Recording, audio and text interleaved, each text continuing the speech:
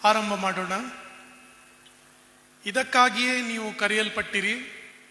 ಕ್ರಿಸ್ತನು ಸಹ ನಿಮಗೋಸ್ಕರ ಬಾಧೆಯನ್ನು ಅನುಭವಿಸಿ ನೀವು ತನ್ನ ಹೆಜ್ಜೆಯ ಜಾಣಿನಲ್ಲಿ ನಡೆಯಬೇಕೆಂದು ಮಾದರಿಯನ್ನು ತೋರಿಸಿ ಹೋದನು. ನಮ್ಮ ಆರಂಭವು ತಂದೆ, ಮಗ, ಪವಿತ್ರಾತ್ಮನಾಗಿರುವ ತ್ರಯೇಕ ದೇವರ ನಾಮದಲ್ಲುಂಟಾಗಲಿ. ಆಮೇನ್. ನಾವು ಈ ಆರಾಧನೆಯನ್ನು ಆರಂಭ ಮಾಡುವ ಹಾಗೆ ಹಾಡುವಂಥ ಸಂಗೀತಗಳಲ್ಲಿ 19ನೇ ಸಂಗೀತಗಳಲ್ಲಿ 19 ಯೇಸು ನಮ್ಮ ದೇವರು ತಕ್ಕ ಸ್ತೋತ್ರ ಹಾಡಿರಿ, ಆತ ನಮ್ಮ ಕರ್ತನು ಸತ್ಯ ಸೇವೆ ಆಗಲಿ. ಎಲ್ಲ 4 ಚರಣಗಳನ್ನು ನಾವು ಹಾಡಿಕೊಳ್ಳೋಣ.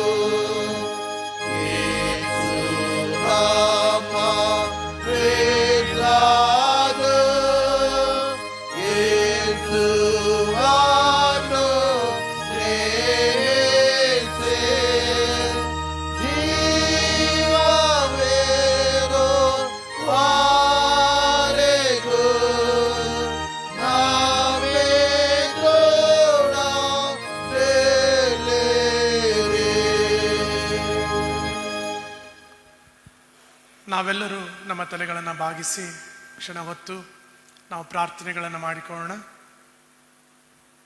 ನಮ್ಮನ್ನು ಅತ್ಯಂತವಾಗಿ ಪ್ರೀತಿ ಮಾಡುವಂಥ ನಮ್ಮ ಸ್ವರ್ಗೀಯ ತಂದೆಯಾದ ದೇವರೇ, ಕರ್ತನೆ, ತಿರುಗೊಂದಾವರ್ತಿ ಈ ಸಾಯಂಕಾಲದ ಆರಾಧನೆಗಾಗಿ ನಿನಗೆ ಸ್ತೋತ್ರ ಸ್ವಾಮಿ. ಕರ್ತನೆ, ನಮ್ಮನ್ನು ವಿಶೇಷವಾಗಿ ಕರ್ತನೆ ಆಶೀರ್ವದಿಸು ಸ್ವಾಮಿ. ಈ ಲೋಕದ ಎಲ್ಲ ಕೆಟ್ಟ ಸಂಗತಿಗಳಿಂದ ನಮ್ಮನ್ನು ತಪ್ಪಿಸಿ ನಿನ್ನ ಆಲಯಕ್ಕೆ ಬಂದು ನಿನ್ನನ್ನು ಆರಾಧಿಸುವಂತ ಕೊಟ್ಟಂತ ಕೃಪೆಗಾಗಿ ಸ್ತೋತ್ರ ಸ್ವಾಮಿ. ಹೌದು ಸ್ವಾಮಿ, ನೀನು ಶ್ರೇಷ್ಠನು, ಯೋಗ್ಯನು ಸ್ವಾಮಿ. ನೀನು ಕನಿಕರಿಸುವಂಥ ದೇವರು ನೀನಾಗಿದ್ದೀಯಾ ಸ್ವಾಮಿ. ನನ್ನ ಸಭೆ ನಿಜವಾಗ್ಲೂ ಕರ್ತನೆ ನಾವು ನಾವು ಶ್ರೇಷ್ಠರು ಎಂಬುದಾಗಿ ನಾವು ನೆನೆಸ್ತೇವೆ ಸ್ವಾಮಿ. ಕರ್ತನೆ, ನಮಗಿದ್ದಂಥ ಒಂದು ಆಲಯಕ್ಕೋಸ್ಕರ ಸ್ತೋತ್ರ ಸ್ವಾಮಿ. ಕರ್ತನೆ, ನಮಗೆ ಕೊಟ್ಟಂಥ ಸಭಾಪಾಲಕರಿಗಾಗಿ ಸ್ತೋತ್ರ ಕರ್ತನೆ. ನಮ್ಮಲ್ಲಿರುವಂಥ ಸಂಗತಿಗಳಿಗಾಗಿ ಸ್ವಾಮಿ ನಿನಗೆ ಎಷ್ಟು ನಾವು ಕೋಟಿ ಸ್ತೋತ್ರ ಹೇಳಿದರೂ ಕೂಡ ಕರ್ತನೆ ಅದು ಕಡಿಮೆ ಸ್ವಾಮಿ. ಲೋಕವನ್ನು ನೋಡುವುದಾದರೆ ಸ್ವಾಮಿ, ಎಷ್ಟೋ ಕರ್ತನೆ ನಾವು ನಿಶ್ಚಿಂತೆಯಿಂದ ಸ್ವಾಮಿ ಪ್ರತಿನಿತ್ಯ ಸ್ವಾಮಿ ಶ್ರಮಾ ದಿನಗಳಲ್ಲಿ ಕರ್ತನೆ ನಾವು ಆರಾಧನೆಗಳನ್ನು ಮಾಡ್ತಾ ಇದ್ದೇವೆ ಸ್ವಾಮಿ. ಯಾವುದೇ ಅಡೆತಡೆಗಳಿಲ್ಲದೆ ಕರ್ತನೆ ನಿನ್ನ ವಾಕ್ಯಗಳನ್ನು ಸ್ವಾಮಿ ಪ್ರತಿನಿತ್ಯ ಸ್ವಾಮಿ 2 ಬಾರಿ ಸ್ವಾಮಿ ನಾವು ಕೇಳ್ತಾ ಇದ್ದೇವೆ ಸ್ವಾಮಿ. ಅದಕ್ಕಾಗಿ ಸ್ತೋತ್ರ ಕರ್ತನೆ. ಇದು ನೀನು ಕೊಟ್ಟಂತ ಕೃಪೆ ಮಾತ್ರ ಆಗಿದೆ ಸ್ವಾಮಿ. ಕರ್ತನೆ, ಈ ಕೃಪೆಯನ್ನ ಸ್ವಾಮಿ ಮುಂದಿನ ದಿನಗಳಲ್ಲಿ ಇನ್ನೂ ಬಲಗೊಳಿಸಿ ಎಂಬುದಾಗಿ ಬೇಡಿಕೊಳ್ತೇನೆ ಸ್ವಾಮಿ. ಕರ್ತನೆ, ನಿನ್ನ ಶ್ರಮಾ ದಿನಗಳಲ್ಲಿ ಸ್ವಾಮಿ ಕರ್ತನೆ ಈ ಒಂದು ಕೊನೆಯ ಆರಾಧನೆಗಳು ಕರ್ತನೆ ನಾವು ಬಂದಿದ್ದೇವೆ ಸ್ವಾಮಿ.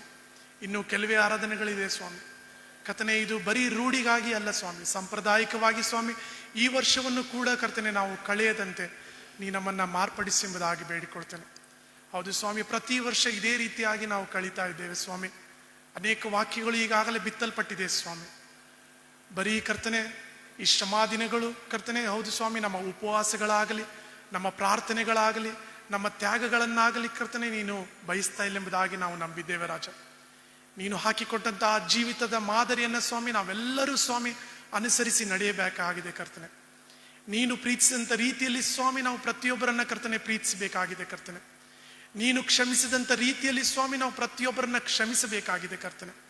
ಹೌದು ಸ್ವಾಮಿ, ನೀನು ವೈರಿಗಳನ್ನು ಕೂಡ ಸ್ವಾಮಿ ನೀನು ಆ ಶಿಲುಬೆಯಲ್ಲಿ ಕರ್ತನೆ ನೀನು ಕ್ಷಮಿಸಿರಿ ಎಂಬುದಾಗಿ ನೀನು ಬೇಡಿಕೊಂಡೆ ಸ್ವಾಮಿ. ಕರ್ತನೆ, ಅದೇ ರೀತಿಯಾಗಿ ಕರ್ತನೆ ನಮಗೆ ಕೊಟ್ಟಂತ ಕರ್ತನೆ ಈ ಒಂದು ಜೀವಿತದಲ್ಲಿ ಸ್ವಾಮಿ ನಾವು ಕೂಡ ಅದೇ ರೀತಿಯಾಗಿ ಕರ್ತನೆ ನಿನ್ನ ಮಾರ್ಗದಲ್ಲಿ ನಿನ್ನ ಒಂದು ನಡೆದುಕೊಂಡಂತ ರೀತಿಯಲ್ಲಿ ಸ್ವಾಮಿ ನಾವು ನಡೆಯಬೇಕಾಗಿದೆ ಕರ್ತನೆ. ಅದನ್ನು ನೀ ನಮ್ಮಿಂದ ಅಪೇಕ್ಷಿಸ್ತಾ ಎಂಬುದಾಗಿ ಪ್ರತಿನಿತ್ಯ ವಾಕ್ಯಗಳಲ್ಲಿ ಕರ್ತನೆ ನಾವು ಕೇಳ್ತಾ ಇದ್ದೇವೆ ಸ್ವಾಮಿ. ಕರ್ತನೆ, ನಾವು ಅದನ್ನು ಜ್ಞಾನಿಸಿ ನಡೆಯುವಾಗ ನಮಗೆ ಆ ಮನಸ್ಸನ್ನು ಕೊಡು ಸ್ವಾಮಿ. ನಮಗೆ ನೀನು ನಡೆದಂಥ ರೀತಿಯಲ್ಲಿ ಕರ್ತನೆ ಇನ್ನೂ ಹೆಚ್ಚಾಗಿ ನಡೆಯಲಿಕ್ಕೆ ಬಲವನ್ನು ಕೊಡು ಸ್ವಾಮಿ. ಬರುವಂಥ ಎಲ್ಲ ಶೋಧನೆಗಳನ್ನು ಸ್ವಾಮಿ ನಾವು ಜಯಿಸುವಂತೆ ನೀನು ಆಶೀರ್ವದಿಸಿ ಎಂಬುದಾಗಿ ಬೇಡಿಕೊಳ್ತೇನೆ.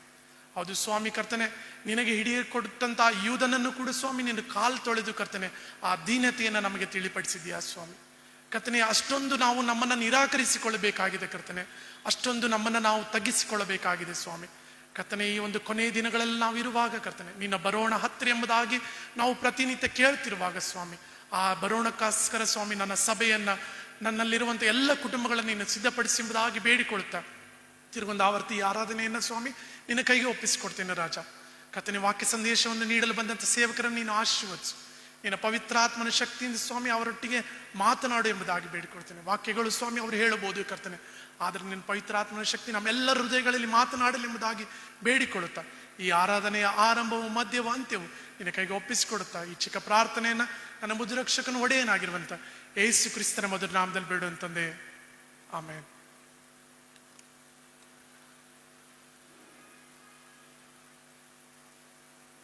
ನಾವು ದೇವರ ವಾಕ್ಯವನ್ನು ಓದಿಕೊಳ್ಳುವ ಪೂರ್ವದಲ್ಲಿ ಹಾಡುವಂಥ ಸಂಕೀರ್ತನೆಗಳಲ್ಲಿ 70ನೇ ಸಂಕೀರ್ತನೆ 70ನೇ ಸಂಕೀರ್ತನೆ, ದೇವಪುತ್ರನ ಬಂದು ನೋಡು ಅಯ್ಯೋ, ಜೀವನಾಯಕ ಪ್ರಾಣ ಬಿಟ್ಟನು ನೋಡು.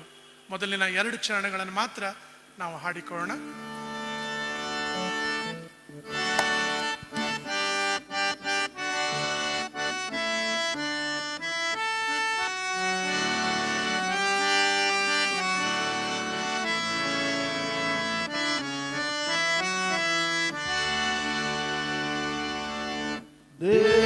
ದೇವಪುತ್ರನ ಬಂದು ನೋಡು ಅಯ್ಯೋ,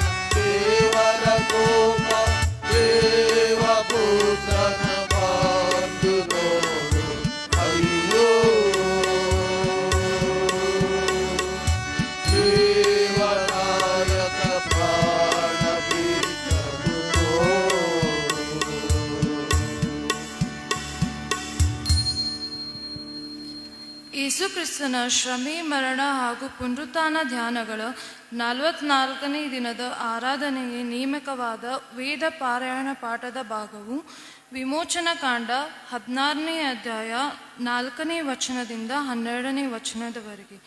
ವಿಮೋಚನಕಾಂಡ 16ನೇ ಅಧ್ಯಾಯ 4ನೇ ವಚನದಿಂದ 12ನೇ ವಚನವರೆಗೆ ಬರೆದಿರುವ ದೇವರ ವಾಕ್ಯವನ್ನು ಆಲಿಸೋಣ. ಆಗ ಯೆಹೋವನು ಮೋಶೆಗೆ, ಇಗೋ, ನಾನು ಆಕಾಶದಿಂದ ನಿಮಗೋಸ್ಕರ ಆಹಾರವನ್ನು ಸುರಿಸುವೆನು.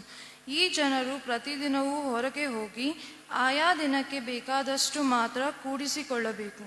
ಇದರಿಂದ ಇವರು ನನ್ನ ಬೋಧನೆಯನ್ನು ಅನುಸರಿಸಿ ನಡೆಯುವರೋ ಅಲ್ಲವೋ ಎಂದು ಪರೀಕ್ಷಿಸಿ ತಿಳಿಯುತ್ತೇನೆ. 6ನೇ ದಿನದಲ್ಲಿ ಮಾತ್ರ ಅವರು ತಂದದ್ದನ್ನು ಸಿದ್ಧಪಡಿಸಿಕೊಳ್ಳುವಾಗ ಅದು ಪ್ರತಿದಿನ ಕೂಡಿಸಿಕೊಂಡದಕ್ಕಿಂತಲೂ 2ರಷ್ಟಾಗಿರುವುದು ಎಂದು ಹೇಳಿದನು. ಮೋಶೆ ಆರೋನರು ಇಸ್ರಾಯೇಲರೆಲ್ಲರಿಗೆ, ನಿಮ್ಮನ್ನು ಐಗುಪ್ತ ದೇಶದಿಂದ ಬಿಡಿಸಿದವನು ಯೆಹೋವನೇ ಎಂಬುದು ಸಾಯಂಕಾಲದಲ್ಲಿ ನಿಮಗೆ ಗೊತ್ತಾಗುವುದು. ಹೊತ್ತಾರೆಯಲ್ಲಿಯೂ ಆತನ ಮಹಿಮೆಯು ನಿಮಗೆ ಕಾಣಬರುವುದು. ನೀವು ಯೆಹೋವನ ಮೇಲೆ ಗುಣಗುಟ್ಟುವ ಮಾತುಗಳು ಆತನಿಗೆ ಕೇಳಿಸಿದವು. ನಮ್ಮ ಮೇಲೆ ನೀವು ಗುಣಗುಟ್ಟುವುದೇನು? ನಾವು ಎಷ್ಟು ಮಾತ್ರದವರು ಎಂದು ಹೇಳಿದರು. ಮೋಶೆ, ಯೆಹೋವನು ಸಾಯಂಕಾಲದ ಹೊತ್ತಿನಲ್ಲಿ ನಿಮಗೆ ಮಾಂಸಾಹಾರವನ್ನು, ಹೊತ್ತಾರೆಯಲ್ಲಿ ಬೇಕಾದಷ್ಟು ರೊಟ್ಟಿಯನ್ನು ಕೊಡುವನು. ನೀವು ಗುಣಗುಟ್ಟುವ ಮಾತುಗಳು ಯೆಹೋವನಿಗೆ ಕೇಳಿಸಿದವು. ಆ ಗುಣಗುಟ್ಟುವಿಕೆ ಯೆಹೋವನಿಗೆ ಹೊರತು ನಮಗಲ್ಲ, ನಾವು ಎಷ್ಟು ಮಾತ್ರದವರು ಎಂದನು.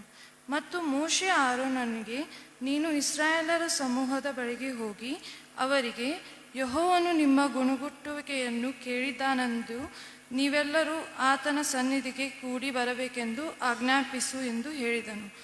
ಆರೋನನು ಇಸ್ರಾಯೇಲರ ಸಮೂಹಕ್ಕೆಲ್ಲ ಈ ಮಾತುಗಳು ತಿಳಿಸುತ್ತಿರುವಾಗ ಅವರು ಅರಣ್ಯದ ಕಡೆಗೆ ನೋಡಲಾಗಿ, ಮೇಘದಲ್ಲಿ ಯೆಹೋವನ ತೇಜಸ್ಸು ಅವರಿಗೆ ಕಾಣಿಸಿತು. ಯೆಹೋವನು ಮೋಶೆಯ ಸಂಗಡ ಮಾತಾಡಿ ಹೇಳಿದ್ದೇನೆಂದರೆ, ಇಸ್ರಾಯೇಲರ ಗುಣಗುಟ್ಟುವಿಕೆಯನ್ನು ನನಗೆ ಕೇಳಿಸಿತು. ನೀನು ಅವರಿಗೆ, ಸಾಯಂಕಾಲದಲ್ಲಿ ಮಾಂಸವನ್ನು, ಹೊತ್ತಾರೆಯಲ್ಲಿ ಬೇಕಾದಷ್ಟು ರೊಟ್ಟಿಯನ್ನು ತಿನ್ನುವಿರಿ. ಇದರಿಂದ ನಾನು ನಿಮ್ಮ ದೇವರಾದ ಯೆಹೋವನೆಂಬುದು ನಿಮಗೆ ಗೊತ್ತಾಗುವುದೆಂದು ಹೇಳಬೇಕು ಎಂಬುದೇ.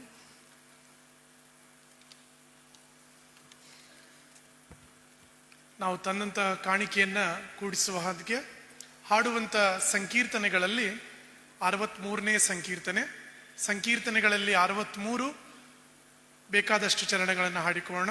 ಒಕ್ಕಲಿಗನು ಹೋದನೊಮ್ಮೆ ತನ್ನ ಭೂಮಿಗೆ, ಅಕ್ಕರದಿ ಹಸನು ಮಾಡಿ ಬಿತ್ತುವುದಕ್ಕೆ.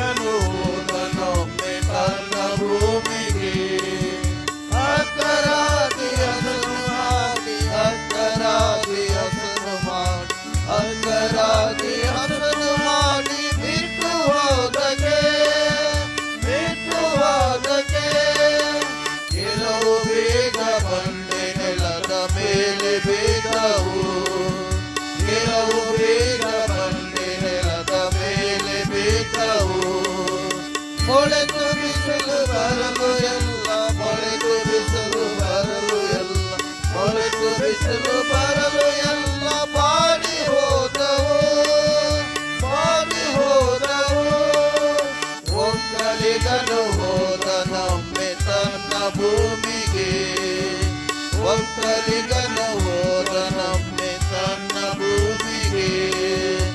ಅಕ್ಕರಾಗಿ ಹಸನು ಮಾಡಿ, ಅಕ್ಕರಾಗಿ ಹಸನು ಮಾಡಿ, ಅಕ್ಕರಾಗಿ ಹಸನು ಮಾಡಿ, ಬಿತ್ತು ಹೋದಕ್ಕೆ, ಬಿತ್ತು ಹೋದಕ್ಕೆ. ಕೆಲವು ಬೀಜ ಮುಳ್ಳು ಗಿಡಗಳಲ್ಲಿ ಬೀಜವು, ಕೆಲವು ಬೀಜ ಮುಳ್ಳು ಗಿಡಗಳಲ್ಲಿ ಬೀಜವು. ಬೆಳೆದು ಮುಳ್ಳು ಅವುಗಳನ್ನು, ಬೆಳೆದು ಮುಳ್ಳು ಅವುಗಳನ್ನು, ಬೆಳೆದು ಮುಳ್ಳು ಅವುಗಳನ್ನು ಅರಗಿಸಿಟ್ಟವು, ಅರಗಿಸಿಟ್ಟವು. ಒಕ್ಕಲಿಗನು ಹೋದನೊಮ್ಮೆ ತನ್ನ ಭೂಮಿಗೆ, ಒಕ್ಕಲಿಗನು ಹೋದನೊಮ್ಮೆ ತನ್ನ ಭೂಮಿಗೆ. ಅಕ್ಕರಾಗಿ ಹಸನು ಮಾಡಿ, ಅಕ್ಕರಾಗಿ ಹಸನು ಮಾಡಿ, ಅಕ್ಕರಾಗಿ ಹಸನು ಮಾಡಿ, ಬಿತ್ತು ಹೋದಕ್ಕೆ, ಬಿತ್ತು ಹೋದಕ್ಕೆ. ಕೆಲವು ಬೀಜ ಒಳ್ಳೆ ಭೂಮಿಯಲ್ಲಿ ಬಿದ್ದವು, ಕೆಲವು ಬೀಜ ಒಳ್ಳೆ ಭೂಮಿಯಲ್ಲಿ ಬಿದ್ದವು.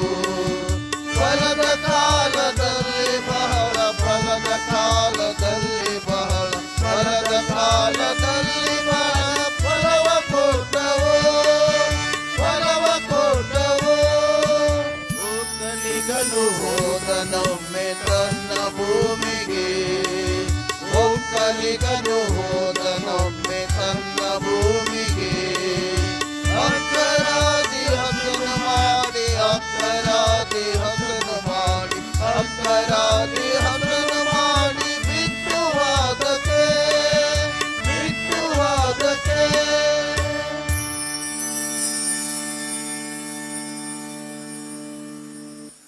ನಮ್ಮ ಕಾಣಿಕೆಗಳನ್ನು ದೇವರಿಗೆ ಸಮರ್ಪಿಸಿ ಪ್ರಾರ್ಥನೆ ಮಾಡೋಣ. ಮಹೋನ್ನತನು ಕೃಪಾವಂತನಾದ ಸ್ವಾಮಿ, ನಿನ್ನ ಸನ್ನಿಧಿಯಲ್ಲಿ ನಾವೀಗ ಸೇರಿ ಬರಲು ನೀನು ಕೊಟ್ಟ ಅವಕಾಶಕ್ಕಾಗಿ ಸ್ತೋತ್ರ. ಪ್ರತಿ ದಿವಸ ನಮ್ಮ ಜೀವನದಲ್ಲಿ ನಿನ್ನ ವಾಕ್ಯಗಳನ್ನು ದಯಪಾಲಿಸಿ ನಮಗೆ ಹೊಸ ಆಶೀರ್ವಾದಗಳನ್ನು ದಯಪಾಲಿಸತಕ್ಕಾಗಿ ಸ್ತೋತ್ರ. ನಮ್ಮ ಜೀವನದಲ್ಲಿ ನಮ್ಮ ಅಯೋಗ್ಯತೆಯ ಮಧ್ಯೆ ಕೂಡ ನಮ್ಮನ್ನು ನೀನು ಪ್ರೀತಿಸುವುದಕ್ಕಾಗಿ ಸ್ತೋತ್ರ. ಅನೇಕ ವೇಳೆ ಗುಣಗುಟ್ಟುವ ಸ್ಥಿತಿಗೆ ಬರುತ್ತೇವೆ. ನಿನ್ನನ್ನು ಅರ್ಥ ಮಾಡಿಕೊಂಡರೂ ನೀನು ನಮ್ಮ ತಂದೆ, ನಮಗೆ ಬೇಕಾದನ್ನು ಕೊಡುತ್ತಿ ಎಂಬುದಾಗಿ ತಿಳಿದಿದ್ದರೂ ಕೆಲವೊಮ್ಮೆ ಮಾನವ ಬಲಹೀನತೆಯಿಂದ ಗುಣಗುಟ್ಟುತ್ತೇವೆ. ಸ್ವಾಮಿ, ನಮ್ಮನ್ನು ಕ್ಷಮಿಸು.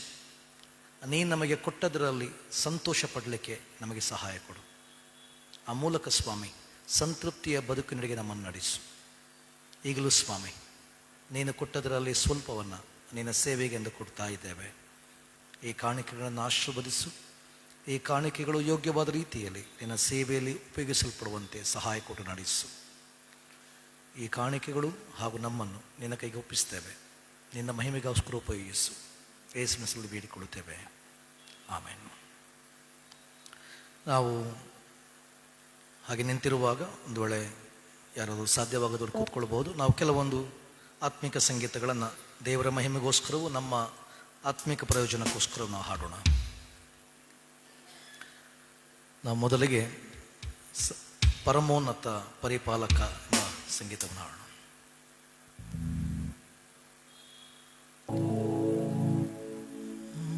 ಪರಮೋನ್ನತ ಪರಿಪಾಲಕ ಪರಿಶುದ್ಧ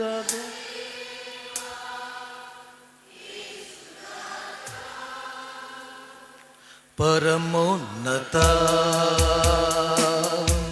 ಪರಿಪಾಲಕ ಪರಿಶುದ್ಧ ದೇವಾ ಯೇಸು ರಾಜ, ಸ್ತುತಿಗೀತೆಯನ್ನು ಹಾಡುವೆ ನಾನು. ಅತಿ ಸುಂದರ ನನ್ನ ಯೇಸು ದೇವಾ, ಸ್ತುತಿಗೀತೆಯನ್ನು ಹಾಡುವೆ ನಾನು.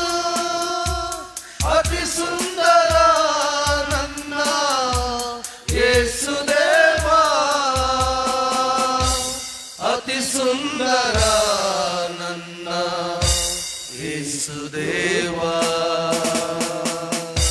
ಪರಮೋನ್ನತ ಪರಿಪಾಲಕ ಪರಿಶುದ್ಧ ದೇವ ಯೇಸು ರಾಜ, ಪ್ರೀತಿಯನೆಂದು ಅರಿಯದ ಜನಕ್ಕೆ ಪ್ರೀತಿಯ ತೋರಿಸಿ ಬಲಿಯಾದೆ, ಪ್ರೀತಿಯನೆಂದು ಅರಿಯದ ಜನಕ್ಕೆ ಪ್ರೀತಿಯ ತೋರಿಸಿ ಬಲಿಯಾದೆ, ಪ್ರೀತಿಯಲ್ಲಿ ನಿನ್ನ ಕಂಡೆನು ನಾನು, ಪ್ರೀತಿಯ ಕಂಡೆನು ಶಿಲುಬೆಯಲ್ಲಿ, ಪರಮೋನ್ನತ ಪರಿಪಾಲಕ ಪರಿಶುದ್ಧ ದೇವ ಯೇಸು ರಾಜ, ಸತ್ಯದ ರಾಜನೇ ನನ್ನೊಳು ಜೀವಿಸು, ಸತ್ಯದ ದಾರಿಯಲ್ಲಿ ನಡೆಸು, ಸತ್ಯದ ರಾಜನೇ ನನ್ನೊಳು ಜೀವಿಸು, ಸತ್ಯದ ದಾರಿಯಲ್ಲಿ ನಡೆಸು, ಸತ್ಯ ಪ್ರಕಾಶನೇ ಯೇಸು ದಯಾಳು, ನಿತ್ಯದು ನನ್ನನ್ನು ನೀ ನಡೆಸು, ಪರಮೋನ್ನತ ಪರಿಪಾಲಕ ಪರಿಶುದ್ಧ ದೇವ ಯೇಸು ರಾಜ.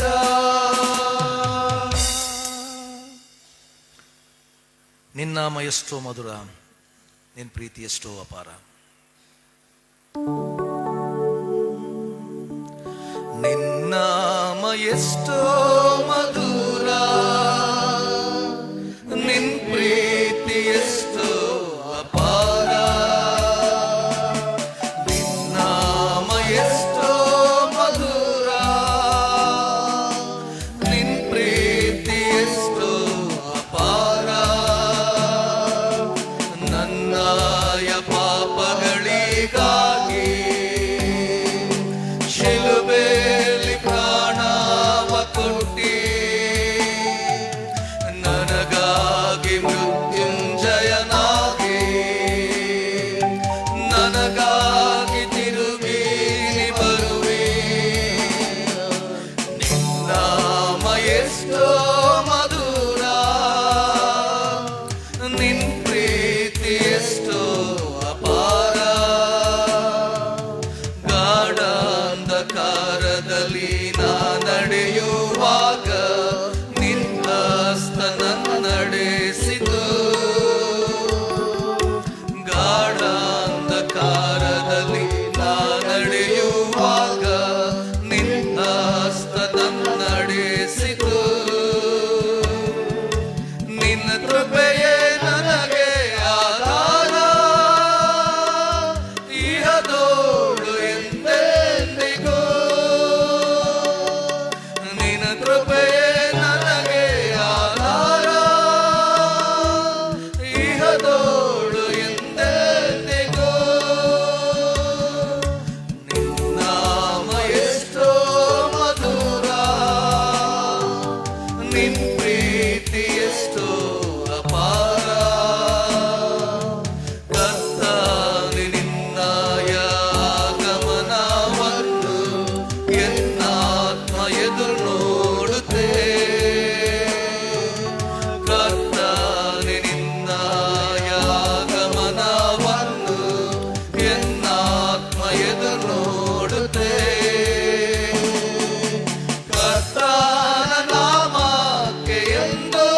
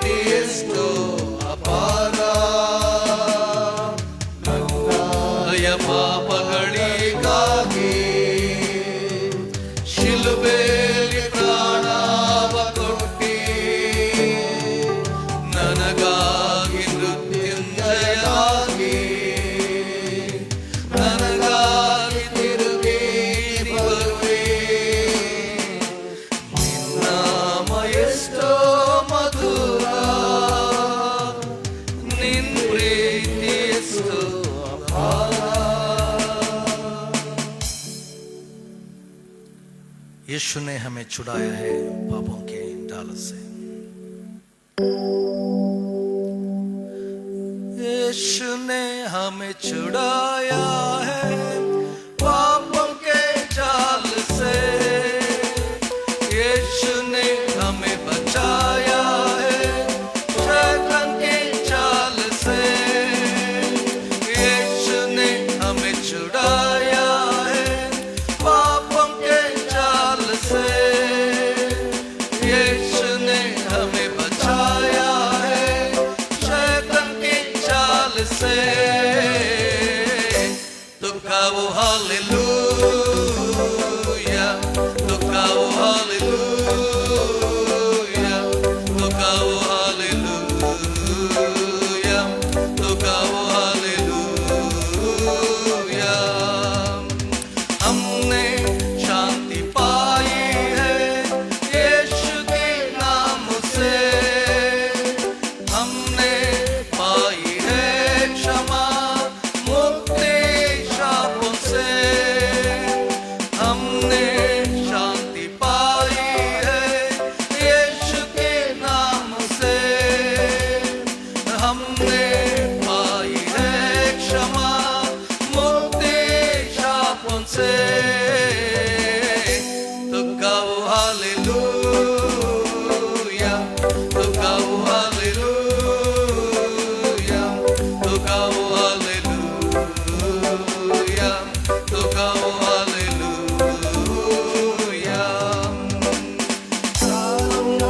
ना डरेंगे यीशु जो साथ है। शैतान से हम लड़ेंगे यीशु के नाम से। अब हम ना डरेंगे यीशु जो साथ है। शैतान से हम लड़ेंगे यीशु के नाम से। तो गाओ हालेलुया,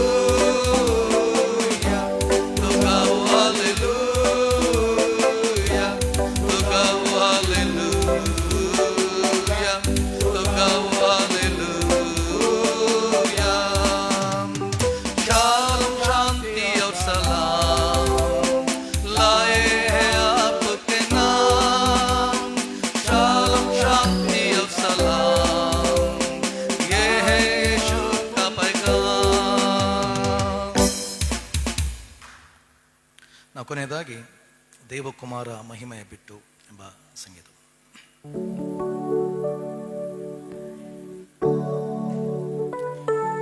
ದೇವಕುಮಾರ ಮಹಿಮೆಯ ಬಿಟ್ಟು ಮನುಷ್ಯಾವತಾರವರು ಆತ ನನಗಾಗಿ ತಾಳಿದನು. ಆ ದೇವರ ತೀರ್ಪು ಮನುಷ್ಯರ ಶಾಪ ನನಗಾಗಿ ತಾಳಿ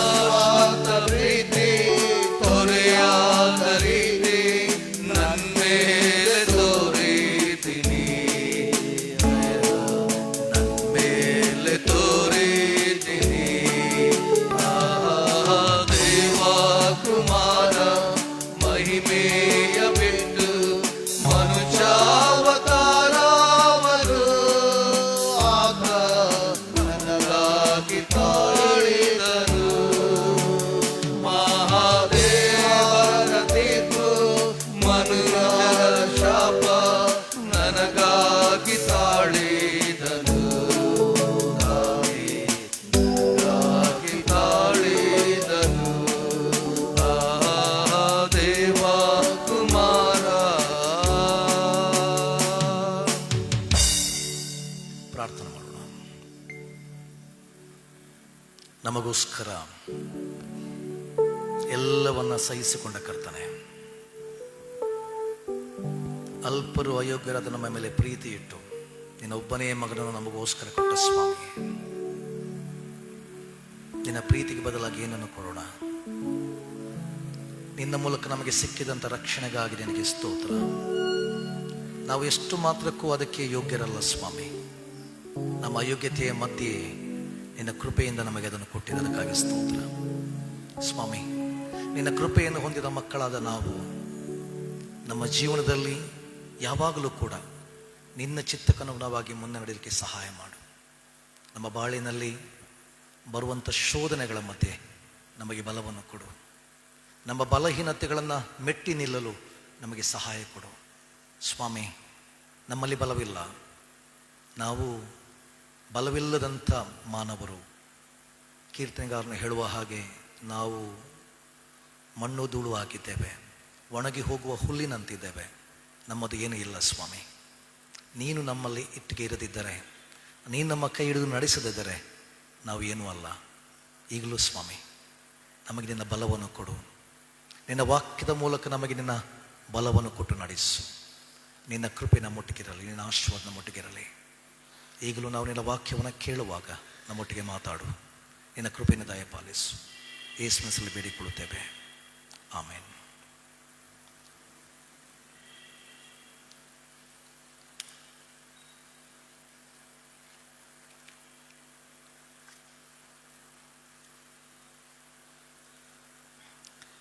ಸ್ವಲ್ಪ ಹೊತ್ತಿನ ಧ್ಯಾನಕ್ಕಾಗಿ ನಮ್ಮ ಮುಂದಿರುವಂಥ ದೇವರ ವಾಕ್ಯದ ಮಾತು, ಅದು ಯೋಹಾನನ ಬರೆದ ಸುವಾರ್ತೆ 13ನೇ ಅಧ್ಯಾಯ 1ನೇ ವಚನದಿಂದ 17ನೇ ವಚನ ಮತ್ತು 34 ಮತ್ತು 35ನೇ ವಚನಗಳು. ಯೋಹಾನನ ಬರೆದ ಸುವಾರ್ತೆ 13ನೇ ಅಧ್ಯಾಯ ಅದರ 1ರಿಂದ 17 ವಚನಗಳು ಮತ್ತು 34 ಮತ್ತು 35ನೇ ವಚನ. ಅಲ್ಲಿ ಈ ರೀತಿ ಬರೆಯಲ್ಪಟ್ಟಿದೆ: ಪಸ್ಕ ಹಬ್ಬದ ಮುಂದೆ ಯೇಸು ತಾನು ಈ ಲೋಕವನ್ನು ಬಿಟ್ಟು ತಂದೆಯ ಬಳಿಗೆ ಹೋಗಬೇಕಾದ ಕಾಲ ಬಂತೆಂದು ತಿಳ್ಕೊಂಡು ಲೋಕದಲ್ಲಿರುವ ತನ್ನವರನ್ನು ಪ್ರೀತಿಸಿ ಪರಿಪೂರ್ಣವಾಗಿ ಅವರನ್ನು ಪ್ರೀತಿಸುತ್ತಾ ಬಂದನು. ಅವರು ಊಟಕ್ಕೆ ಕೂತುಕೊಂಡಿದ್ದರು. ಅಷ್ಟರೊಳಗೆ ಸೈತಾನನು ಸೀಮೋನನ ಮಗನಾದ ಇಸ್ಕರಿಯೋತ ಯೂದನ ಮನಸ್ಸಿನಲ್ಲಿ ಯೇಸುವನ್ನು ಹಿಡುಕೊಡಬೇಕೆಂಬ ಆಲೋಚನೆಯನ್ನು ಹುಟ್ಟಿಸಿದ್ದನು. ಯೇಸು ತನ್ನ ಕೈಯಲ್ಲಿ ತಂದೆ ಎಲ್ಲವನ್ನು ಕೊಟ್ಟಿದ್ದಾನೆಂತಲೂ ತಾನು ದೇವರ ಬಳಿಯಿಂದ ಹೊರಟು ಬಂದಿದ್ದು ಮತ್ತೆ ದೇವರ ಬಳಿಗೆ ಹೋಗುತ್ತೇನೆಂತಲೂ ತಿಳುಕೊಂಡವನಾಗಿ ಊಟವನ್ನು ಬಿಟ್ಟು ಎದ್ದು ಹೊದ್ದಿದ್ದ ಮೇಲ್ಹೊದಿಕೆಯನ್ನು ತೆಗೆದಿಟ್ಟು ಕೈ ಪವಾಡವನ್ನು ತಕ್ಕೊಂಡು ನಡುವಿಗೆ ಕಟ್ಟಿಕೊಂಡನು. ಆಗ ಬೋಗುಣಿಯಲ್ಲಿ ನೀರು ಹಾಕಿಕೊಂಡು ಶಿಷ್ಯರ ಕಾಲುಗಳನ್ನು ತೊಳೆಯುವುದಕ್ಕೂ ನಡುವಿಗೆ ಕಟ್ಟಿಕೊಂಡಿದ್ದ ಕೈಪವಾಡದಿಂದ ಒರೆಸುವುದಕ್ಕೂ ಪ್ರಾರಂಭಿಸಿದನು. ಹೀಗೆ ಸೀಮೋನ್ ಪೇತ್ರನ ಬಳಿಗೆ ಬರಲು ಇವನು ಆತನಿಗೆ, ಸ್ವಾಮಿ, ನೀನು ನನ್ನ ಕಾಲುಗಳನ್ನು ತೊಳೆಯಬೇಕೇ ಎಂದು ಹೇಳಿದನು. ಅದಕ್ಕೆ ಯೇಸು, ನಾನು ಮಾಡುವುದು ಈಗ ನಿನಗೆ ತಿಳಿಯುವುದಿಲ್ಲ, ಇನ್ನು ಮೇಲೆ ನಿನಗೆ ತಿಳಿಯುವುದು ಅಂದನು. ಪೇತ್ರನು, ನೀನು ನನ್ನ ಕಾಲುಗಳನ್ನು ಎಂದಿಗೂ ತೊಳೆಯಬಾರದು ಎಂದು ಹೇಳಿದ್ದಕ್ಕೆ ಯೇಸು, ನಾನು ನಿನ್ನನ್ನು ತೊಳೆಯದಿದ್ದರೆ ನನ್ನ ಸಂಗಡ ನಿನಗೆ ಪಾಲಿಲ್ಲ ಅಂದನು. ಸೀಮೋನ್ ಪೇತ್ರನು, ಸ್ವಾಮಿ, ನನ್ನ ಕಾಲುಗಳನ್ನು ಮಾತ್ರವಲ್ಲ ಕೈಗಳನ್ನು ತಲೆಯನ್ನು ಸಹ ತೊಳೆಯಬೇಕು ಅಂದನು. ಯೇಸು ಅವನಿಗೆ, ಸ್ನಾನ ಮಾಡಿಕೊಂಡವನ ಕಾಲುಗಳನ್ನು ತೊಳೆಯುವುದಲ್ಲದೆ ಬೇರೇನೂ ತೊಳೆಯಬೇಕಾಗಿರುವುದಿಲ್ಲ. ಅವನ ಮೈಯೆಲ್ಲ ಶುದ್ಧವಾಗಿದೆ, ನೀವು ಶುದ್ಧರಾಗಿದ್ದೀರಿ, ಆದರೆ ನಿಮ್ಮಲ್ಲಿ ಎಲ್ಲರೂ ಶುದ್ಧರಲ್ಲವೆಂದು ಹೇಳಿದನು. ಯೇಸು ತನ್ನನ್ನು ಹಿಡುಕೊಡುವವನು ಇಂಥವನೇ ಎಂದು ತಿಳಿದಿದ್ದರಿಂದ ನಿಮ್ಮಲ್ಲಿ ಎಲ್ಲರೂ ಶುದ್ಧರಲ್ಲವೆಂದು ಹೇಳಿದನು. ಆತನು ಅವರ ಕಾಲುಗಳನ್ನು ತೊಳೆದ ಮೇಲೆ ತನ್ನ ಮೇಲುದಿಕನ್ನು ಹಾಕಿಕೊಂಡು ತಿರುಗಿ ಕೂತ್ಕೊಂಡು ಅವರಿಗೆ ಹೇಳಿದ್ದೇನೆಂದರೆ, ನಾನು ನಿಮಗೆ ಮಾಡಿದ್ದು ಏನೆಂದು ಗೊತ್ತಾಯಿತೋ? ನೀವು ನನ್ನನ್ನು ಗುರುವೆಂದು ಕರ್ತನೆಂದು ಕರೆಯುತ್ತೀರಿ. ನೀವು ಕರೆಯುವುದು ಸರಿ, ನಾನು ಅಂಥವನೇ ಹೌದು. ಕರ್ತನು ಗುರುವಾಗಿರುವ ನಾನು ನಿಮ್ಮ ಕಾಲುಗಳನ್ನು ತೊಳೆದಿರಲಾಗಿ ನೀವು ಸಹ ಒಬ್ಬರ ಕಾಲನ್ನು ಒಬ್ಬರು ತೊಳೆಯುವ ಹಂಗಿನವರಾಗಿದ್ದೀರಿ. ನಾನು ನಿಮಗೆ ಮಾಡಿದ ಮೇರೆಗೆ ನೀವು ಸಹ ಮಾಡುವಂತೆ ನಿಮಗೆ ಮಾದರಿಯನ್ನು ತೋರಿಸಿದ್ದೇನೆ. ನಿಮಗೆ ನಿಜವಾಗಿ ಹೇಳುತ್ತೇನೆ, ಧಣಿಗಿಂತ ಆಳು ದೊಡ್ಡವನಲ್ಲ, ಕಳುಹಿಸಲ್ಪಟ್ಟವನು ಕಳಿಸುವುದವನಿಗಿಂತ ದೊಡ್ಡವನಲ್ಲ. 34 ಮತ್ತು 35ನೇ ವಚನ. ನಾನು ನಿಮಗೆ ಒಂದು ಹೊಸ ಆಜ್ಞೆಯನ್ನು ಕೊಡುತ್ತೇನೆ, ಏನೆಂದರೆ ನೀವು ಒಬ್ಬರನ್ನೊಬ್ಬರು ಪ್ರೀತಿಸಬೇಕು. ನಾನು ನಿಮ್ಮನ್ನು ಪ್ರೀತಿಸಿದ ಮೇರೆಗೆ ನೀವು ಸಹ ಒಬ್ಬರನ್ನೊಬ್ಬರು ಪ್ರೀತಿಸಬೇಕೆಂಬುದೇ. ನಿಮ್ಮೊಳಗೆ ಒಬ್ಬರ ಮೇಲೊಬ್ಬರಿಗೆ ಪ್ರೀತಿ ಇದ್ದರೆ ಎಲ್ಲರೂ ನಿಮ್ಮನ್ನು ನನ್ನ ಶಿಷ್ಯರೆಂದು ತಿಳುಕೊಳ್ಳುವರು ಅಂದನು. ಕರ್ತನಲ್ಲಿ ಪ್ರೀತಿಯುಳ್ಳ ದೇವಜನರೇ, ಸಾಮಾನ್ಯವಾಗಿ ಇವತ್ತಿನ ದಿನವನ್ನು ನಾವು ಆಜ್ಞಾಪನ ಗುರುವಾರ ಎಂಬುದಾಗಿ ಕರೆಯುತ್ತೇವೆ. ಮತ್ತು ಹೆಚ್ಚಿನ ಸಭೆಗಳಲ್ಲಿ ಇವತ್ತು ಯೇಸುವಿನ ಕಡೆ ಭೋಜನವನ್ನು ನೆನಪು ಮಾಡಿಕೊಂಡು ಇವತ್ತು ಕರ್ತನ ಭೋಜನದ ಸಂಸ್ಕಾರವನ್ನು ಆಚರಿಸುವ ಕ್ರಮಗಳಿದೆ. ಆದರೆ ಇನ್ನು ಕೆಲವು ಸಭೆಗಳಲ್ಲಿ ಗುಡ್ ಫ್ರೈಡೆ ದಿವಸ ಕರ್ತನ ಭೋಜನವನ್ನು ಆಚರಿಸುವ ಕ್ರಮಗಳಿದೆ. ಆದ್ದರಿಂದ ನಾವು ನಾಳೆ ಆಚರಿಸ್ತೇವೆ. ಒಂದು ವೇಳೆ ನಮ್ಮ ಮಂಗಳೂರಿನ ಸಂಪ್ರದಾಯದಲ್ಲಿ ನಾವು ಇವತ್ತು ಕರ್ತನ ಭೋಜನವನ್ನು ಆಚರಿಸುವುದು. ಏನೇ ಇರಲಿ, ಅದನ್ನು ಯಾವಾಗ ಆಚರಿಸ್ತೇವೆ ಎಂಬುದು ಮುಖ್ಯವಲ್ಲ, ಬದಲಾಗಿ ನಾವು ಹೇಗೆ ಆಚರಿಸ್ತೇವೆ ಎಂಬುದು ಬಹಳ ಪ್ರಾಮುಖ್ಯ. ಯೋಹನ್ನ ಸುವಾರ್ತೆ ಓದಲಿಕ್ಕೆ ಒಂದು ರೀತಿಯಲ್ಲಿ ಬಹಳ ಚಂದ. ಚಿಕ್ಕ ಚಿಕ್ಕ ಸೆಂಟೆನ್ಸ್ಗಳು ಕೆಲವೊಮ್ಮೆ ಭಾಳ ಉತ್ತಮವಾದ ರೀತಿಯಲ್ಲಿ ಓದಲಿಕ್ಕೆ ಆಗ್ತದೆ. ಈವನ್ ಗ್ರೀಕ್ ಭಾಷೆ ಓದುವವರಿಗೆ ಅಥವಾ ಗ್ರೀಕ್ ಬೈಬಲನ್ನು ಯಾರಾದರೂ ಓದುವವರಿದ್ದರೆ ಅವರು ನಿಜವಾಗಲೂ ಯೋಹನ್ನ ಸುವಾರ್ತೆಯನ್ನು ಓದಲಿಕ್ಕೆ ಬಹಳ ಇಷ್ಟಪಡ್ತಾರೆ. ಯಾಕೆಂದರೆ one of the finest beautiful Greek. ಪೌಲನ ಗ್ರೀಕ್ ಓದಲಿಕ್ಕೆ ಸ್ವಲ್ಪ ಕಷ್ಟ, ಆದರೆ ಯೋಹನನ ಗ್ರೀಕ್ ಬಹಳ ಚಂದ, ಸುಲಭ. ಮುಖ್ಯವಾಗಿ ನಮ್ಮ ವಿದ್ಯಾರ್ಥಿಗಳು ಅವರು ಯೋಹನ್ನ ಸುವಾರ್ತೆಯನ್ನು ಗ್ರೀಕನ್ನು ಓದಲಿಕ್ಕೆ ಮೊದಲು ಟ್ರಾನ್ಸ್ಲೇಷನ್ ಮಾಡಲಿಕ್ಕೆ ಭಾಳ ಖುಷಿ ಪಡ್ತಾರೆ, ಯಾಕೆಂದರೆ ಭಾಳ ಚಂದ. ಆದರೆ ಈ ಆದರೆ ಎಂಬುದನ್ನು ನೆನಪಿಟ್ಕೊಳ್ಳಿ, ಆದರೆ ಯೋಹನ್ನ ಸುವಾರ್ತೆ ಮೇಲೆ ಪ್ರಸಂಗ ಮಾಡೋದು ಭಾಳ ಕಷ್ಟ. ಯಾಕಂತೇಳಿದ್ರೆ ಉಳಿದ 3 ಸುವಾರ್ತೆಗಳ ಹಾಗೆ ಯೋಹನನ ಸುವಾರ್ತೆ ಅಲ್ಲ. ಯೋಹನನ ಸುವಾರ್ತೆಯ ಪ್ರತಿಯೊಂದು ಮಾತಿನಲ್ಲಿ ಒಂದು ಆಳವಾದ ದೈವಶಾಸ್ತ್ರೀಯ ವಿಚಾರಗಳಿದೆ. ಅದರಿಂದ ಯೋಹನ್ನ ಸುವಾರ್ತೆಯನ್ನು ನಾವು ಪ್ರಸಂಗ ಮಾಡಬೇಕಾದ್ರೆ ಅದನ್ನು ಸಾಕಷ್ಟು ಅಧ್ಯಯನ ಮಾಡಬೇಕಾದದ್ದು ಬಹಳ ಪ್ರಾಮುಖ್ಯ. ನಿಮಗೆ ಒಂದು ಉದಾಹರಣೆಯನ್ನು ಕೊಡ್ತೇನೆ. ನೀವು ಮತ್ತಾಯ, ಮಾರ್ಕ, ಲೂಕನ ಸುವಾರ್ತೆಯನ್ನು ಓದುವಾಗ ಅಲ್ಲಿ ಒಂದು ವೇಳೆ ಅಲ್ಲಿ ಒಂದು ಘಟನೆ ಎಲ್ಲ 4 ಸುವಾರ್ತೆಗಳಲ್ಲಿ ಇರುವಂಥದ್ದು, ಯೇಸು 5,000 ಜನರಿಗೆ ಊಟ ಕೊಟ್ಟದ್ದು. ಅದು 4 ಸುವಾರ್ತೆಗಳಲ್ಲೂ ಕೂಡ ಇರುವಂಥ ಒಂದು ಘಟನೆ.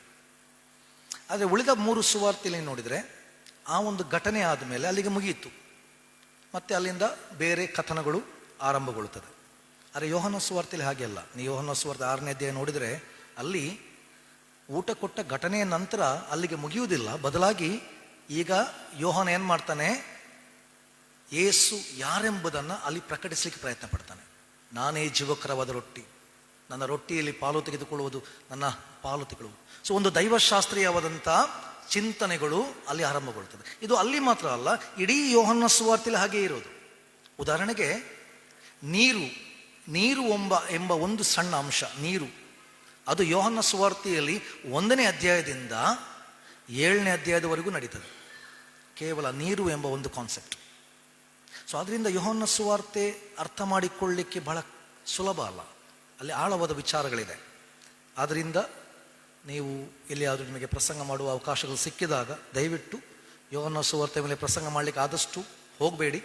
ಒಂದು ವೇಳೆ ಹೋದರೆ ಸಾಕಷ್ಟು ಅದರ ಕುರಿತು ಅಧ್ಯಯನ ಮಾಡಿ ಪ್ರಸಂಗ ಮಾಡಿ, ಇಲ್ಲದ್ರೆ ಯೋಹಾನ ಏನು ಹೇಳ್ತಾನೆ ಎಂಬುದು ಸರಿಯಾಗಿ ಅರ್ಥಪಡಿಸಲಿಕ್ಕೆ ಸ್ವಲ್ಪ ಕಷ್ಟ. ಇರಲಿ, ಇಲ್ಲಿ ಕೂಡ ನೀವು ನೋಡಿದರೆ ಪಸ್ಕ ಹಬ್ಬದ ಮುಂದೆ ಯೇಸು ತಾನು ಈ ಲೋಕವನ್ನು ಬಿಟ್ಟು ತಂದೆಯ ಬಳಿಗೆ ಹೋಗಬೇಕಾದ ಕಾಲ ಬಂತೆಂದು ತಿಳಿದು.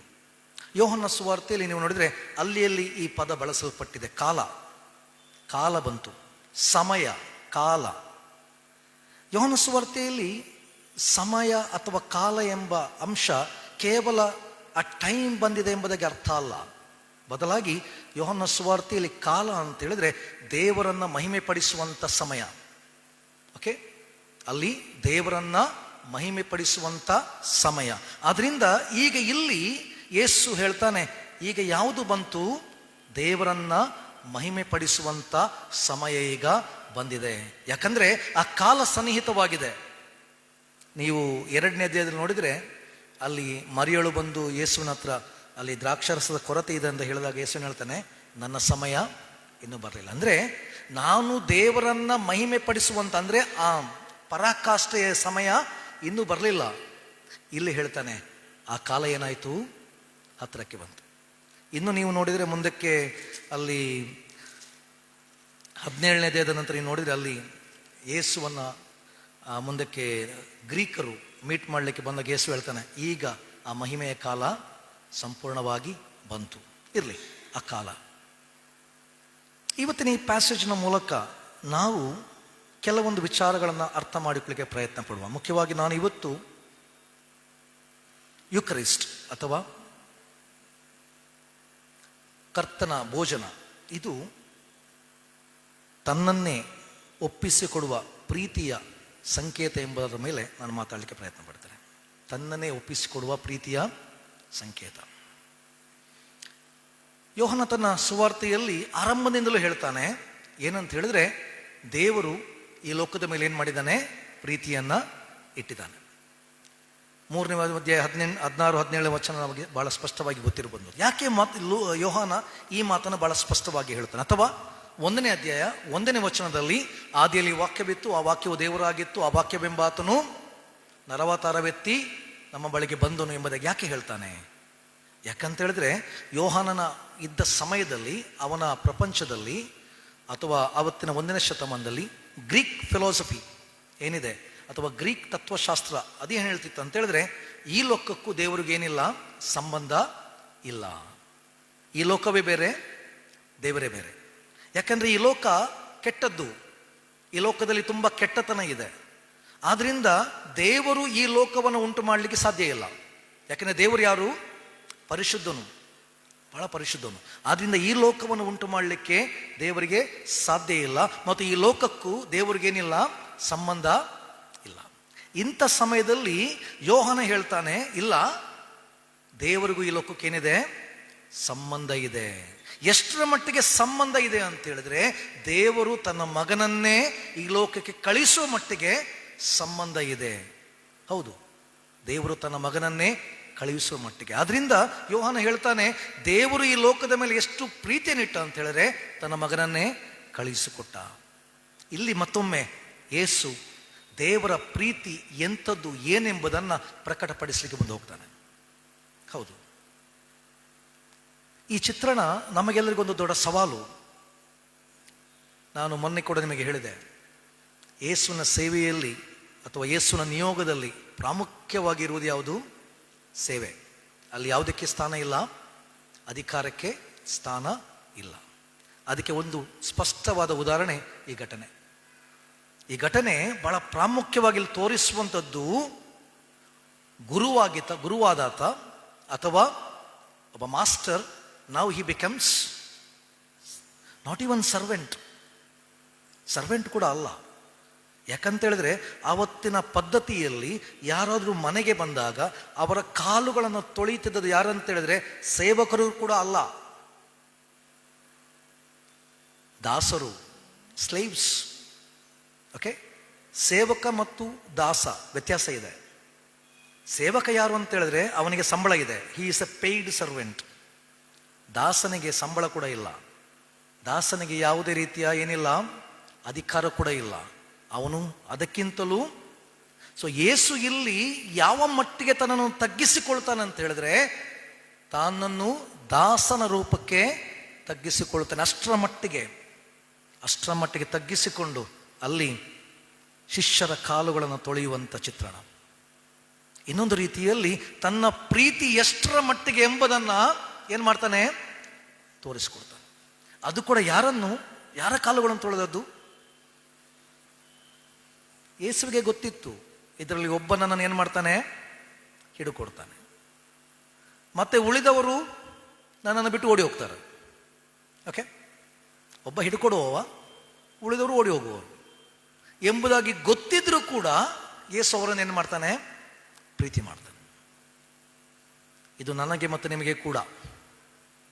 ನಾವು ಇವತ್ತು ಇಲ್ಲಿ ಬಂದು ಕೂತ್ಕೊಂಡು ಅಪ್ಪ ತಂದೆ ಎಂಬುದಾಗಿ ಕರೆಯುವುದಾದರೆ ಅದಕ್ಕೆ ಕಾರಣ ನಮ್ಮ ಯೋಗ್ಯತೆ ಅಲ್ಲ, ಬದಲಾಗಿ ದೇವರ ಪ್ರೀತಿ. ದೇವರ ಪ್ರೀತಿಯಿಂದ ಮಾತ್ರ ನಾವು ಇಲ್ಲಿದ್ದೇವೆ ಹೊರತು ನಮ್ಮ ಯೋಗ್ಯತೆಯಿಂದ ಅಲ್ಲ. ನಾವ್ಯಾರೂ ಅಲ್ಲ, ಅಥವಾ ನಾನು ಕೂಡ ಇಲ್ಲಿ ನಿಂತ್ಕೊಳ್ಳಿಕ್ಕೆ ಕೂಡ ಸಾಧ್ಯ ಇಲ್ಲ. ದೇವರ ಪ್ರೀತಿಯಿಂದ, ದೇವರ ಕೃಪೆಯಿಂದ ಮಾತ್ರ. ದೇವರು ನಮ್ಮನ್ನು ಎಷ್ಟರ ಮಟ್ಟಿಗೆ ಪ್ರೀತಿ ಮಾಡ್ತಾನೆ ಎಂಬುದನ್ನು ಯೇಸು ಬಹಳ ಮಾದರಿಯುತವಾಗಿ ತೋರಿಸ್ಕೊಡ್ತಾನೆ. ತನ್ನನ್ನೇ ಕೊಡುವಷ್ಟರ ಮಟ್ಟಿಗೆ ಪ್ರೀತಿ. ಯೇಸು 10ನೇ ಅಧ್ಯಾಯದಲ್ಲಿ, ಯೋಹನ್ನ ಸುವಾರ್ತೆ 10ನೇ ಅಧ್ಯಾಯದಲ್ಲಿ ನೋಡುವಾಗ ಅಲ್ಲಿ ಹೇಳ್ತಾನೆ, ನಾನು ಒಳ್ಳೆ ಕುರುಬನು, ನಾನು ನನ್ನ ಕುರಿಗಳಿಗೋಸ್ಕರ ಏನು ಕೊಡ್ತೇನೆ? ಪ್ರಾಣ ಕೊಡುತ್ತೇನೆ. ನೋಡಿ, ಒಂದು ವೇಳೆ ಈ ಲೋಕದ ಕುರುಬರು ಅವರು ತಮ್ಮ ಕುರಿಗಳನ್ನು, ಒಂದು ವೇಳೆ ಅವನು ಕುರುಬನೇ, ಅವಂದೇ ಕುರಿಗಳು ಆದರೂ ಕೂಡ ಆ ಕುರಿಗಳನ್ನು ಮೇಯಿಸಿ ಯಾಕೆ ಪೋಷಿಸ್ತಾನೆ? ನಾಳೆ ಆ ಕುರಿಗಳನ್ನು ಮಾರಿ ಅದರಿಂದ ಅವನಿಗೇನಾಗಬೇಕು? ಅವನ ಜೀವನ ನಡೀಬೇಕು.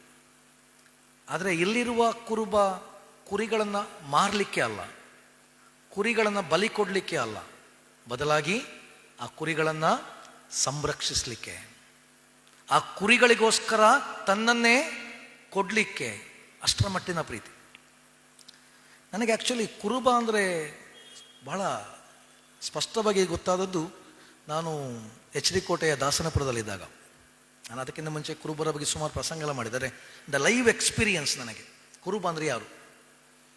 ನಾನು ಇದ್ದದ್ದು ನಾಗರಹೊಳೆ ಫಾರೆಸ್ಟ್, ಆ ಪ್ರದೇಶದಲ್ಲಿ ಭಾಳ ಇಡೀ ಫಾರೆಸ್ಟ್ನ ಒಂದು ಸ್ಥಳ. ಅಲ್ಲಿ ಸಾಯಂಕಾಲ 6 ಗಂಟೆ ಮೇಲೆ ನೀವು ಹೊರಗಿಂದ ಬರಲಿಕ್ಕೆ ಆಗೋದಿಲ್ಲ. 6 ಗಂಟೆ ಒಳಗೆ ಆ ಸ್ಥಳಕ್ಕೆ ಬರಬೇಕು, ಇಲ್ಲರೆ ಆನೆಗಳು ಚಿರತೆಗಳೆಲ್ಲ ಬರ್ತದೆ. ಅಂಥ ಊರಲ್ಲಿ ನಾನು 1 ವರ್ಷ ಇದ್ದೆ. ಸೊ ಒಂದು ಸಲ ನಾವು ಸಾಮಾನ್ಯವಾಗಿ ಹಗಲೊತ್ತಿಗೆ ಫ್ರೀ ಇರ್ತಿದ್ದೆ. ಅಂದರೆ ಹೆಚ್ಚಿನವರೆಲ್ಲ ಕುರಿಗೆ ಮೇಂದ ಕಾಯುವರು ಅಥವಾ ದನಗಳನ್ನು ಕಾಯುವರು. ಅವರು ದನಗಳನ್ನು ಹೊಡ್ಕೊಂಡು ಕಾಡಿಗೆ ಹೋಗ್ತಿದ್ರು ಹಗಲೊತ್ತಲ್ಲಿ ಮೇಯಿಸ್ಲಿಕ್ಕೆ. ಕೆಲವು ಸಲ ನಾನು ಅವರೊಟ್ಟಿಗೆ ಹೋಗ್ತಾ ಇದ್ದೆ. ಒಂದು ಸಲ ನಾನು ಹೋಗ್ತಿದ್ದೆ ಯಾಕೆಂದರೆ ನನಗೆ ಅಲ್ಲಿ ಹೋದಾಗ ಗಿಡಗಳಲ್ಲಿ ಜೇನುಗಳೆಲ್ಲ ಸಿಕ್ತಿತ್ತು. ಸೊ ಜೇನೆಲ್ಲ ಸಿಕ್ತು, ಅದಕ್ಕೆ ನಾನು ಅವರೊಟ್ಟಿಗೆ ಹೋಗ್ತಾ ಇದ್ದೆ ಕೆಲವು ಸಲ. ಒಂದು ಸಲ ನಾವೆಲ್ಲ ಆಟ ಆಡ್ತಿದ್ದೇವೆ, ಅಲ್ಲಿ ಕುರಿಗಳೆಲ್ಲ ಅಲ್ಲಿ ಇದೆ. ಸಡನ್ನಾಗಿ ಒಂದು ಚಿರತೆ ಬಂದು ಅಟ್ಯಾಕ್ ಮಾಡಿತು ಒಂದು ಕುರಿ ಮೇಲೆ.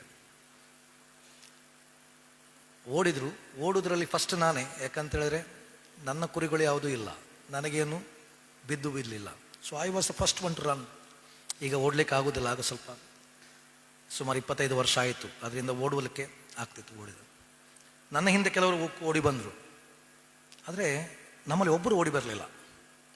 ಏಕಾಂಬರಂ ಅಂತ ಒಬ್ಬರು ವ್ಯಕ್ತಿ ಇದ್ರು, ಅವರು ಓಡಿ ಬರಲಿಲ್ಲ. ನಾವು ನೋಡಿದರೆ ಅವರು ಓಡಿ ಹೋಗಿ ಅಲ್ಲಿ ಒಂದು ದೊಡ್ಡ ಯಾವುದೋ ಕೋಲ್ ತಗೊಂಡು ಬಂದು ಆ ಚಿರತೆಯೊಟ್ಟಿಗೆ ಅವ್ರು ಫೈಟ್ ಮಾಡ್ತಾಯಿದ್ರು. ಯಾಕೆಂದರೆ ಅವರ ಕುರಿಯನ್ನು ಚಿರತೆ ಇಟ್ಕೊಂಡಿದೆ. ಸೊ ನಮಗೆ ಕೂಡ ಒಂದು ಸ್ವಲ್ಪ ಧೈರ್ಯ ಬಂತು. ನಾವು ಸಹ ದೂರದಿಂದ ಸ್ವಲ್ಪ ಬೊಬ್ಬೆ ಹಾಕಿದೆವು, ಕಲ್ಲುಗಳೆಲ್ಲ ಬಿಸಾಡಲಿಕ್ಕೆ ಶುರು ಮಾಡಿದೆವು. ಕೊನೆಗೆ ಚಿರತೆ ಕುರಿಯನ್ನು ಬಿಟ್ಟು ಓಡಿತು. ಅದು ಇಲ್ಲಿ ಕಟ್ಕೊಂಡಿದೆ, ಅದು ಯಾವಾಗಲೂ ಹಿಡಿಯೋದಿಲ್ಲಿ, ರಕ್ತ ಸುರಿತಾ ಉಂಟು. ಏನೆಲ್ಲ ಹೋದರೂ ಅದನ್ನು ಎತ್ಕೊಂಡ್ರು, ಓಡಿಕೊಂಡು ಮನೆಗೆ ಬಂದರು. ಅಲ್ಲಿ ಯಾವ ಎಂಥದ್ದು ಪ್ರಾಣಿಗಳ ಡಾಕ್ಟ್ರು ಇಲ್ಲ, ಯಾರೂ ಇಲ್ಲ ಹಳ್ಳಿಯಲ್ಲಿ. ತಗೊಂಡು ಹೋದರು. ಬೇರೆ ಏನು ಅಲ್ಲಿ ವ್ಯವಸ್ಥೆಗಳು ಕೂಡ ಇಲ್ಲ, ಎಲ್ಲ ಒರೆಸಿದ್ರು, ಏನೋ ಮಾಡಿದರು. ಸೂಜಿ ಕೂಡ ಯಾವುದು ಬೇರೆ ಯಾವುದೂ ಅಲ್ಲ, ಬಟ್ಟೆ ಹೊಲಿಯುವ ಸೂಜಿ ನೂಲು ತಗೊಂಡು ಬಂದರು, ಹೊಲಿದ್ರು. ಎಲ್ಲ ಹೊಲಿದು ಬಿಟ್ಟು ಮಣ್ಣೆಲ್ಲ ಹಾಕಿದರು. ನಾನೆನಿಸಿದೆ ಇದು ಬದುಕಲಿಕ್ಕೆ ಕಷ್ಟ ಅಂತ. ಇಲ್ಲ, 2 ದಿವಸದಲ್ಲಿ ಕುರಿ. ಆವತ್ತು ನನಗೆ ಅರ್ಥ ಆಯಿತು, ಕುರುಬ ಅಂದರೆ ಯಾರು ಅಂತ ಹೇಳಿದ್ರೆ, ತನ್ನ ಕುರಿಗಳು ಸಂಕಟದಲ್ಲಿರುವಾಗ, ತನಗೆ ಪ್ರಾಣದ ಅಪಾಯ ಇದೆ ಅಂತ ಗೊತ್ತಿದ್ರೂ ಕೂಡ ಅವುಗಳನ್ನು ಬಿಟ್ಟು ಬಿಡದೆ ಅದಕ್ಕೋಸ್ಕರ ಏನು ಮಾಡ್ತಾನೆ? ಫೈಟ್ ಮಾಡ್ತಾನೆ. ನಮ್ಮ ಯೇಸು ನಾನು ಕುರುಬ ಅಂತ ಹೇಳುವಾಗ ಆ ರೀತಿಯಲ್ಲಿ ನನ್ನ ಜೀವನದಲ್ಲಿ ಬರುವ ಸಂಕಷ್ಟಗಳ ಮಧ್ಯೆ, ನೋವುಗಳ ಮಧ್ಯೆ ನನ್ನ ಜೊತೆಗಿದ್ದು ಕೂಡ ನನ್ನ ಕಾಯುವಂತ ಆತನು ಎಂಬುದಾಗಿ ಹೇಳ್ತಾನೆ. ಯಾಕಂದರೆ ದೇವರ ಪ್ರೀತಿ ಅಷ್ಟರ ಮಟ್ಟಿಗೆ ನಮ್ಮನ್ನೇನು ಮಾಡ್ತಾನೆ? ಪ್ರೀತಿ ಮಾಡ್ತಾನೆ. ಆದ್ರಿಂದಲೇ ನೀವು ಯೋಹನ್ನ ಸುವಾರ್ತೆ ನೋಡುವಾಗ ಅಲ್ಲಿ ಹೇಳ್ತದೆ, ದೇವರು ಪ್ರೀತಿ ಮಾಡಿದ ಲೋಕ ಯಾವುದಂತ ಹೇಳಿದ್ರೆ ಆತನಿಗೆ ವಿರುದ್ಧವಾಗಿ ಇದ್ದಂಥ ಲೋಕ. ತನಗೆ ವಿರುದ್ಧವಾಗಿದ್ದಂಥ ಲೋಕವನ್ನು ಕೂಡ ದೇವರೇನು ಮಾಡ್ತಾನೆ? ಪ್ರೀತಿ ಮಾಡ್ತಾನೆ. ಆದರೆ ಇವತ್ತು ಆ ತನ್ನ ಶಿಷ್ಯರ ಕಾಲುಗಳನ್ನು ತೊಳೆಯುವಾಗ ಅಲ್ಲಿ ತೋರಿಸ್ತಾನೆ, ತನ್ನನ್ನು ಹಿಡುಕೊಡುವವ, ತನ್ನನ್ನು ಬಿಟ್ಟು ಹೋಗುವವರು, ಇವರ ಕಾಲುಗಳನ್ನು ಕೂಡ ತೊಳಿತಾನೆ. ಇಲ್ಲ ಔಟ್. ನೆನಪಿಟ್ಕೊಳ್ರಿ, ನಮ್ಮ ಜೀವನದಲ್ಲಿ ನಾವು ಯಾವುದನ್ನು ಮರೆತರೂ ಕೂಡ ಯಾವುದನ್ನು ಮರಿಬಾರ್ದು? ದೇವರ ಪ್ರೀತಿಯನ್ನು ಮರಿಬಾರ್ದು. ಯಾಕಂತೇಳಿದ್ರೆ ಅಷ್ಟರ ಮಟ್ಟಿಗೆ ಪ್ರೀತಿ ಮಾಡುವವರು ನಮ್ಮ ಜೀವನದಲ್ಲಿ ಯಾರೂ ಇಲ್ಲ. ಸೊ ಒಂದ್ಸಲ ಒಂದು ಪೇರೆಂಟ್ಸ್ ಮನೆಗೆ ಬಂದರು ನನ್ನ ಹತ್ರ, ಅಯ್ಯ ನೀವು ನನ್ನ ಮಗಳಿಗೆ ಸ್ವಲ್ಪ ಹೇಳಬೇಕು, ಯಾಕೆಂದರೆ ಅವಳು ಬೇರೆ ಯಾರನ್ನ ಪ್ರೀತಿ ಮಾಡ್ತಿದ್ದಾಳೆ, ಬೇರೆ ಧರ್ಮದವರನ್ನು, ನಮಗೆ ಅದು ಮನಸ್ಸಿಲ್ಲ, ನೀವು ಸ್ವಲ್ಪ ಅವಳಿಗೆ ತಿಳಿಯ ಹೇಳಬೇಕು. ಇದೀಗ ಚಾಲೆಂಜಿಂಗ್ ಕೆಲಸ, ಸುಲಭ ಅಲ್ಲ. ಸೊ ನಾವು ಹೋಗಿ ಸ್ವಲ್ಪ ಮಾತಾಡಿದ್ರು ಒಟ್ಟಿಗೆ. ಇಲ್ಲ, ನಾನು ಅವನು ಬಿಟ್ಟಿರ್ಲಿಕ್ಕೆ ಆಗೋದಿಲ್ಲ, ಐ ಲವ್ ಹಿಮ್. ಕೊನೆಗೆ ನಾನು ಬಳಸಿದಂಥ ಭಾಷೆ ಇದೆ, ಯಾರನ್ನು ಹೆಚ್ಚು ಪ್ರೀತಿ ಮಾಡ್ತೆ? ನಿನ್ನೊಟ್ಟಿಗೆ ಈ ಲೋಕದಲ್ಲಿ ಕ್ಷಣಿಕ ಕಾಲ ಇರುವಾತನನ್ನು ಅಥವಾ ನಿನ್ನನ್ನು ಯಾವಾಗಲೂ ಪ್ರೀತಿ ಮಾಡುವಾತನನ್ನು, ನಿನ್ನನ್ನು ಈ ಲೋಕದಲ್ಲಿ ಸ್ವಲ್ಪ ದಿವಸದ ಮಟ್ಟಿಗೆ ಪ್ರೀತಿ ಮಾಡುವ ವ್ಯಕ್ತಿಗೋಸ್ಕರ ಶಾಶ್ವತವಾಗಿ ನಿನ್ನನ್ನು ಪ್ರೀತಿ ಮಾಡುವವನನ್ನು ಬಿಟ್ಟು ಹೋಗ್ತೀಯೋ? ಇದೇ ಪ್ರಶ್ನೆ ಕೇಳಿದ್ದು. ನಮಗೆ ಇವತ್ತು ದೇವರ ಪ್ರೀತಿ ಅರ್ಥ ಆಗಬೇಕು. ದೇವರ ಪ್ರೀತಿಯನ್ನು ಬಿಟ್ಟು ಓಡಿ ಹೋಗ್ಲಿಕ್ಕೆಲ್ಲ, ಬದಲಾಗಿ ದೇವರ ಪ್ರೀತಿಯಲ್ಲಿ ನೆಲೆಗೊಳ್ಳಲಿಕ್ಕೆ, ಆ ನೆಲೆಯಲ್ಲಿ ಕಂಡುಕೊಳ್ಳಿಕ್ಕೆ ನಾವು ಕರೆಯಲ್ಪಟ್ಟಿದ್ದೇವೆ. ನಮಗೆ ಬಹಳ ಪ್ರಾಮುಖ್ಯ. ಸೊ ನಾವು ಪ್ರತಿಯೊಬ್ಬರು ಕೂಡ ನೆನಪಲ್ಲಿಟ್ಕೊಳ್ಬೇಕಂದ್ರೆ, ನಮ್ಮ ಅಯೋಗ್ಯತೆಯ ಮಧ್ಯೆ ನಾವು ದೇವರಿಂದ ದೂರ ಹೋದಾಗಲೂ ಕೂಡ ಪ್ರತಿ ಸಲ ನಮ್ಮನ್ನು ಪ್ರೀತಿ ಮಾಡುವತನ ಯಾರು? ದೇವರು. ಇನ್ನು ಯೇಸು ಕೊಟ್ಟ ಮಾದರಿ ಏನಂತ ಹೇಳಿದ್ರೆ, ನಿಮ್ಮಲ್ಲಿ ಯಾರು ಕೂಡ ಹೆಚ್ಚಿನವರೆಂದು ತಿಳ್ಕೊಳ್ಬಾರ್ದು. ನಿಮ್ಮಲ್ಲಿ ಎಲ್ಲರೂ ಕೂಡ ಒಬ್ಬರಿಗೊಬ್ಬರು ಕಾಲುಗಳನ್ನು ತೊಳೆಯುವಂತ ಇದಕ್ಕೆ ಕರೆಯಲ್ಪಟ್ಟಿದ್ದೀರಿ. ಅರೆ ವಿಪರ್ಯಾಸ ಅಂತ ಹೇಳಿದ್ರೆ, ನಾವು ತೊಳೆಯುವುದಕ್ಕಿಂತ ಕಾಲು ಎಳೆಯುವುದರಲ್ಲೇ ಜಾಸ್ತಿ ಇದ್ದೇವೆ ಅಲ್ವಾ? ಎಲ್ಲಿ ಕಾಲು ಎಳೆಯುವಂಥದ್ದು ಅಂತ. ಆದರೆ ನಮಗಿರುವ ಮಾದರಿ ಅದು ಯೇಸುವಿನ ಮಾದರಿ. ಯೇಸು ಯಾವ ರೀತಿಯಲ್ಲಿ ತನ್ನ ಶಿಷ್ಯರನ್ನು ಪ್ರೀತಿ ಮಾಡಿ ಅವರ ಅಯೋಗ್ಯತೆ ಮಧ್ಯೆ ಕೂಡ ತನ್ನ ಸ್ಥಾನವನ್ನು ಬಿಟ್ಟು ಕೆಳಗೆ ಬಂದು ದಾಸನ ರೂಪದಲ್ಲಿ ನಿಂತುಕೊಂಡು ತನ್ನ ಕಾರ್ಯವನ್ನು ಮಾಡಿದನೋ, ಇವತ್ತು ನಾವು ಆ ಕಾರ್ಯವನ್ನು ಮಾಡಲಿಕ್ಕೆ ಕರೆಯಲ್ಪಟ್ಟಿದ್ದೇವೆ. ಉದಾಹರಣೆಗೆ ನೋಡಿ, ನಾವು ಇವತ್ತು ಬೆಳಗ್ಗೆ ಒಂದು ವಿಡಿಯೋ ನೋಡಿದೆವು, ಒಬ್ಬರ ಸಾಕ್ಷಿಯ ಜೀವಿತದ ವಿಡಿಯೋ. ನಮಗೆ ನಮ್ಮ ಮನೆಯಲ್ಲಿ ನಮ್ಮ ಮಕ್ಕಳು ಕಕ್ಕ ಮಾಡಿದರೆ ನಮಗೆ ತೆಗಿಲಿಕ್ಕೆ ಕಷ್ಟ, ನಾವು ಭಾಳ ಕಷ್ಟಪಟ್ಟು ತೆಗಿತೇವೆ. ಅದರಲ್ಲೂ ನಮ್ಮ ಮನೆಯಲ್ಲಿ ಒಂದೊಳ್ಳೆ ಪ್ರಾಯಸ್ಥರಿದ್ದರೆ, ಒಂದೊಳ್ಳೆ ಆ ಪ್ರಾಯಸ್ಥರು ತಮ್ಮ ಬಲಹೀನತೆ ನಿಮಿತ್ತ ಬೆಡ್ಡಲ್ಲಿ ಮೂತ್ರ ಮಾಡುವುದಾದರೆ ಅಥವಾ ಅಲ್ಲಿಯೇ ಅವರ ಮಲವಿಸರ್ಜನೆ ಮಾಡುವುದಾದರೆ ಅದನ್ನು ಕ್ಲೀನ್ ಮಾಡಲಿಕ್ಕೆ ನಮಗೆ ಭಾಳ ಕಷ್ಟ. ನಮ್ಮನ್ನು ಹೊತ್ತು ಹೆತ್ತು ಸಾಕಿದ ತಂದೆ ತಾಯಿಗಳ ಸೇವೆ ಮಾಡಲಿಕ್ಕೆ ನಮಗೆ ಕಷ್ಟ. ಆದರೆ ಇವತ್ತು ಬೆಳಗ್ಗೆ ನಾವು ನೋಡಿದಂಥ ಆ ವ್ಯಕ್ತಿ ತನ್ನಗೆ ಸಂಬಂಧಪಟ್ಟವರಲ್ಲಿ ಎಲ್ಲಿಯೋ ದಾರಿಯಲ್ಲಿ ಬಿದ್ದವರನ್ನ ಎತ್ತಿಕೊಂಡು ಬಂದು ಅವರ ಶುಶ್ರೂಷೆ ಮಾಡುವಂಥದ್ದು, ಅವರ ಆ ಸ್ಥಿತಿಯಲ್ಲಿ ಅವರು ನೋಡಿಕೊಳ್ಳುವಂಥದ್ದು. ಅನ್ನಿಸ್ತೇನೆ, ದೇವರ ಪ್ರೀತಿ ಪ್ರತಿ ಸಲ ನಮ್ಮನ್ನು ಏನು ಮಾಡಬೇಕು? ಈ ಕಾರ್ಯಗಳಿಗೆ ಒತ್ತಾಯಿಸಬೇಕು. ಅಂಥದ್ದೇ ಒಂದು ಘಟನೆ ನನಗೆ ನಡೆದದ್ದು. ನಾನು ಬಾಂಬೆಯಲ್ಲಿದ್ದಾಗ, ಬಾಂಬೆಯಲ್ಲಿರುವಾಗ ನಮ್ಮ ಚರ್ಚಿನ ಯೂತ್ಸ್ ಬಂದು ಹೇಳಿದರು, ಅಯ್ಯ ಈ ಕ್ರಿಸ್ಮಸ್ಗೆ ನೀವು ಆ ಪಾಸ್ಟರ್ಸನ್ನು ಕರಿಬೇಕು ಪ್ರಸಂಗಕ್ಕೆ ಅಂತ. ನನಗೆ ಯಾರಂತ ಗೊತ್ತಿಲ್ಲ. ನಾನು ಹೇಳಿದೆ, ಅವರು ಯವನಸ್ಥರು ಬಂದು ಹೇಳಿದ್ರಿಂದ ಆಯ್ತು ಕರೆಯೋಣ ಅಂತ. ನಾನು ಆ ಪಾಸ್ಟರ್ನ ಹುಡುಕಿಕೊಂಡು ಹೋದೆ. ಅದು ಪನ್ವೇಲಿಂದ ತುಂಬ ಒಳಗೆ ಸೀಲ್ ಆಶ್ರಮ ಅಂತ ಇದೆ. ಅಲ್ಲಿ ಹೋಗಿ ನೋಡಿದರೆ ಯಾರು ಕಾಣಲಿಲ್ಲ ನನಗೆ. ಒಬ್ಬರನ್ನು ಕೇಳಿದೆ, ಪಾಸ್ಟರ್ ಎಲ್ಲಿದ್ದಾರೆ? ಅವನೊಂದು ದಾರಿ ತೋರಿಸಿದ, ಅಲ್ಲಿ ಹೋಗಿ ಸಿಗ್ತಾರಂತ. ನನಗೆ ಅಲ್ಲಿ ಹೋಗ್ಲಿಕ್ಕೆ ಆಗೋದಿಲ್ಲ. ನಾನು ಸ್ವಲ್ಪ ದಾರಿ ಬಂದೆ, ಅಲ್ಲಿ ಆ ಸ್ಮೆಲ್ ನೋಡಿದರೆ ಟೆರಿಬಲ್, ಆ ವಾಸನೆಯಲ್ಲಿ ಅಲ್ಲಿ ಹೋಗ್ಲಿಕ್ಕೆ ಆಗ್ತಿರ್ಲಿಲ್ಲ. ನನಗನ್ನಿಸ್ತು, ಈ ಪಾಸ್ಟರ್ ಅಂತ ಹೇಳ್ಕೊಂಡು ಇವನು ಎಲ್ಲಿ ಕಳಿಸಿದ ಅಂತ. ಮತ್ತೆ ನೋಡಿದ್ರೆ ಅಲ್ಲಿ ಯಾರೋ ಇಬ್ಬರು ವ್ಯಕ್ತಿಗಳು ಏನೋ ಕೆಲಸ ಮಾಡ್ತಿದ್ರು. ನನ್ನ ನೋಡಿದ್ರು, ಕೇಳಿದರು ಏನಾಗಬೇಕು? ಇಲ್ಲ, ನಾನು ಪಾಸ್ಟರ್ನ ಮೀಟ್ ಆಗಬೇಕು, ಕೂತ್ಕೊಳ್ಳಿ ಅಂತ ಹೇಳಿದ್ರು. ಒಂದು ಚೇರ್ ಇತ್ತಲ್ಲಿ. ಬಟ್ ಕೂತ್ಕೊಳ್ಳೋದು ಹೇಗೆ? ಯಾಕಂದರೆ ಆ ಸ್ಮೆಲ್ಲಲ್ಲಿ ಕೂತ್ಕೊಳ್ಳಿಕ್ಕೆ ಆಗೋದಿಲ್ಲ. It was terrible. ಅರೆ ನಾನು ಅಲ್ಲಿ ನೋಡಿದೆ, ಅಲ್ಲಿಬ್ಬರು ವ್ಯಕ್ತಿಗಳಿದ್ರು, ಮುಖಕ್ಕೆ ಮಾಸ್ಕ್ ಇಲ್ಲ, ಕೈಯಲ್ಲಿ ಗ್ಲೌಸ್ ಇಲ್ಲ, ಏನಿಲ್ಲ. ಅವ್ರು ನಿಂತ್ಕೊಂಡು ಒಬ್ಬನ ಕೈಯಿಂದ ಹುಳಗಳನ್ನು ತೆಗಿತಾ ಇದ್ರು. ಆ ವಾಸನೆ ತುಳ ಇದೆಲ್ಲ ಮಾಡಿದ್ರು, ಇದೆಲ್ಲ ತೆಗೆದ್ರು, ಕೈಗೆ ಬ್ಯಾಂಡೇಜ್ ಎಲ್ಲ ಹಾಕಿ ಮದ್ದೆಲ್ಲ ಹಾಕಿ ಬಂದು ಕೇಳಿದ್ರು, ಏನಾಗಬೇಕು? ನಂಗೆ ಪಾಸ್ಟರ್ ಬೇಕು. ನಾವೇ ಪಾಸ್ಟರ್ಸ್, ಏನಾಗಬೇಕಿತ್ತು? ನಾನು ಹೇಳಿದೆ, ನೀವು ನಮ್ಮ ಚರ್ಚಿಗೆ ಒಂದು ಕ್ರಿಸ್ಮಸ್ಸಿಗೆ ಪ್ರಸಂಗಕ್ಕೆ ಬರಬೇಕು. ಯಾಕೆ ಅವರು ಹೇಳಿದರು, ನಾವು ಯಾವ ಚರ್ಚಿಗೂ ಪ್ರಸಂಗಕ್ಕೆ ಬರುವುದಿಲ್ಲ.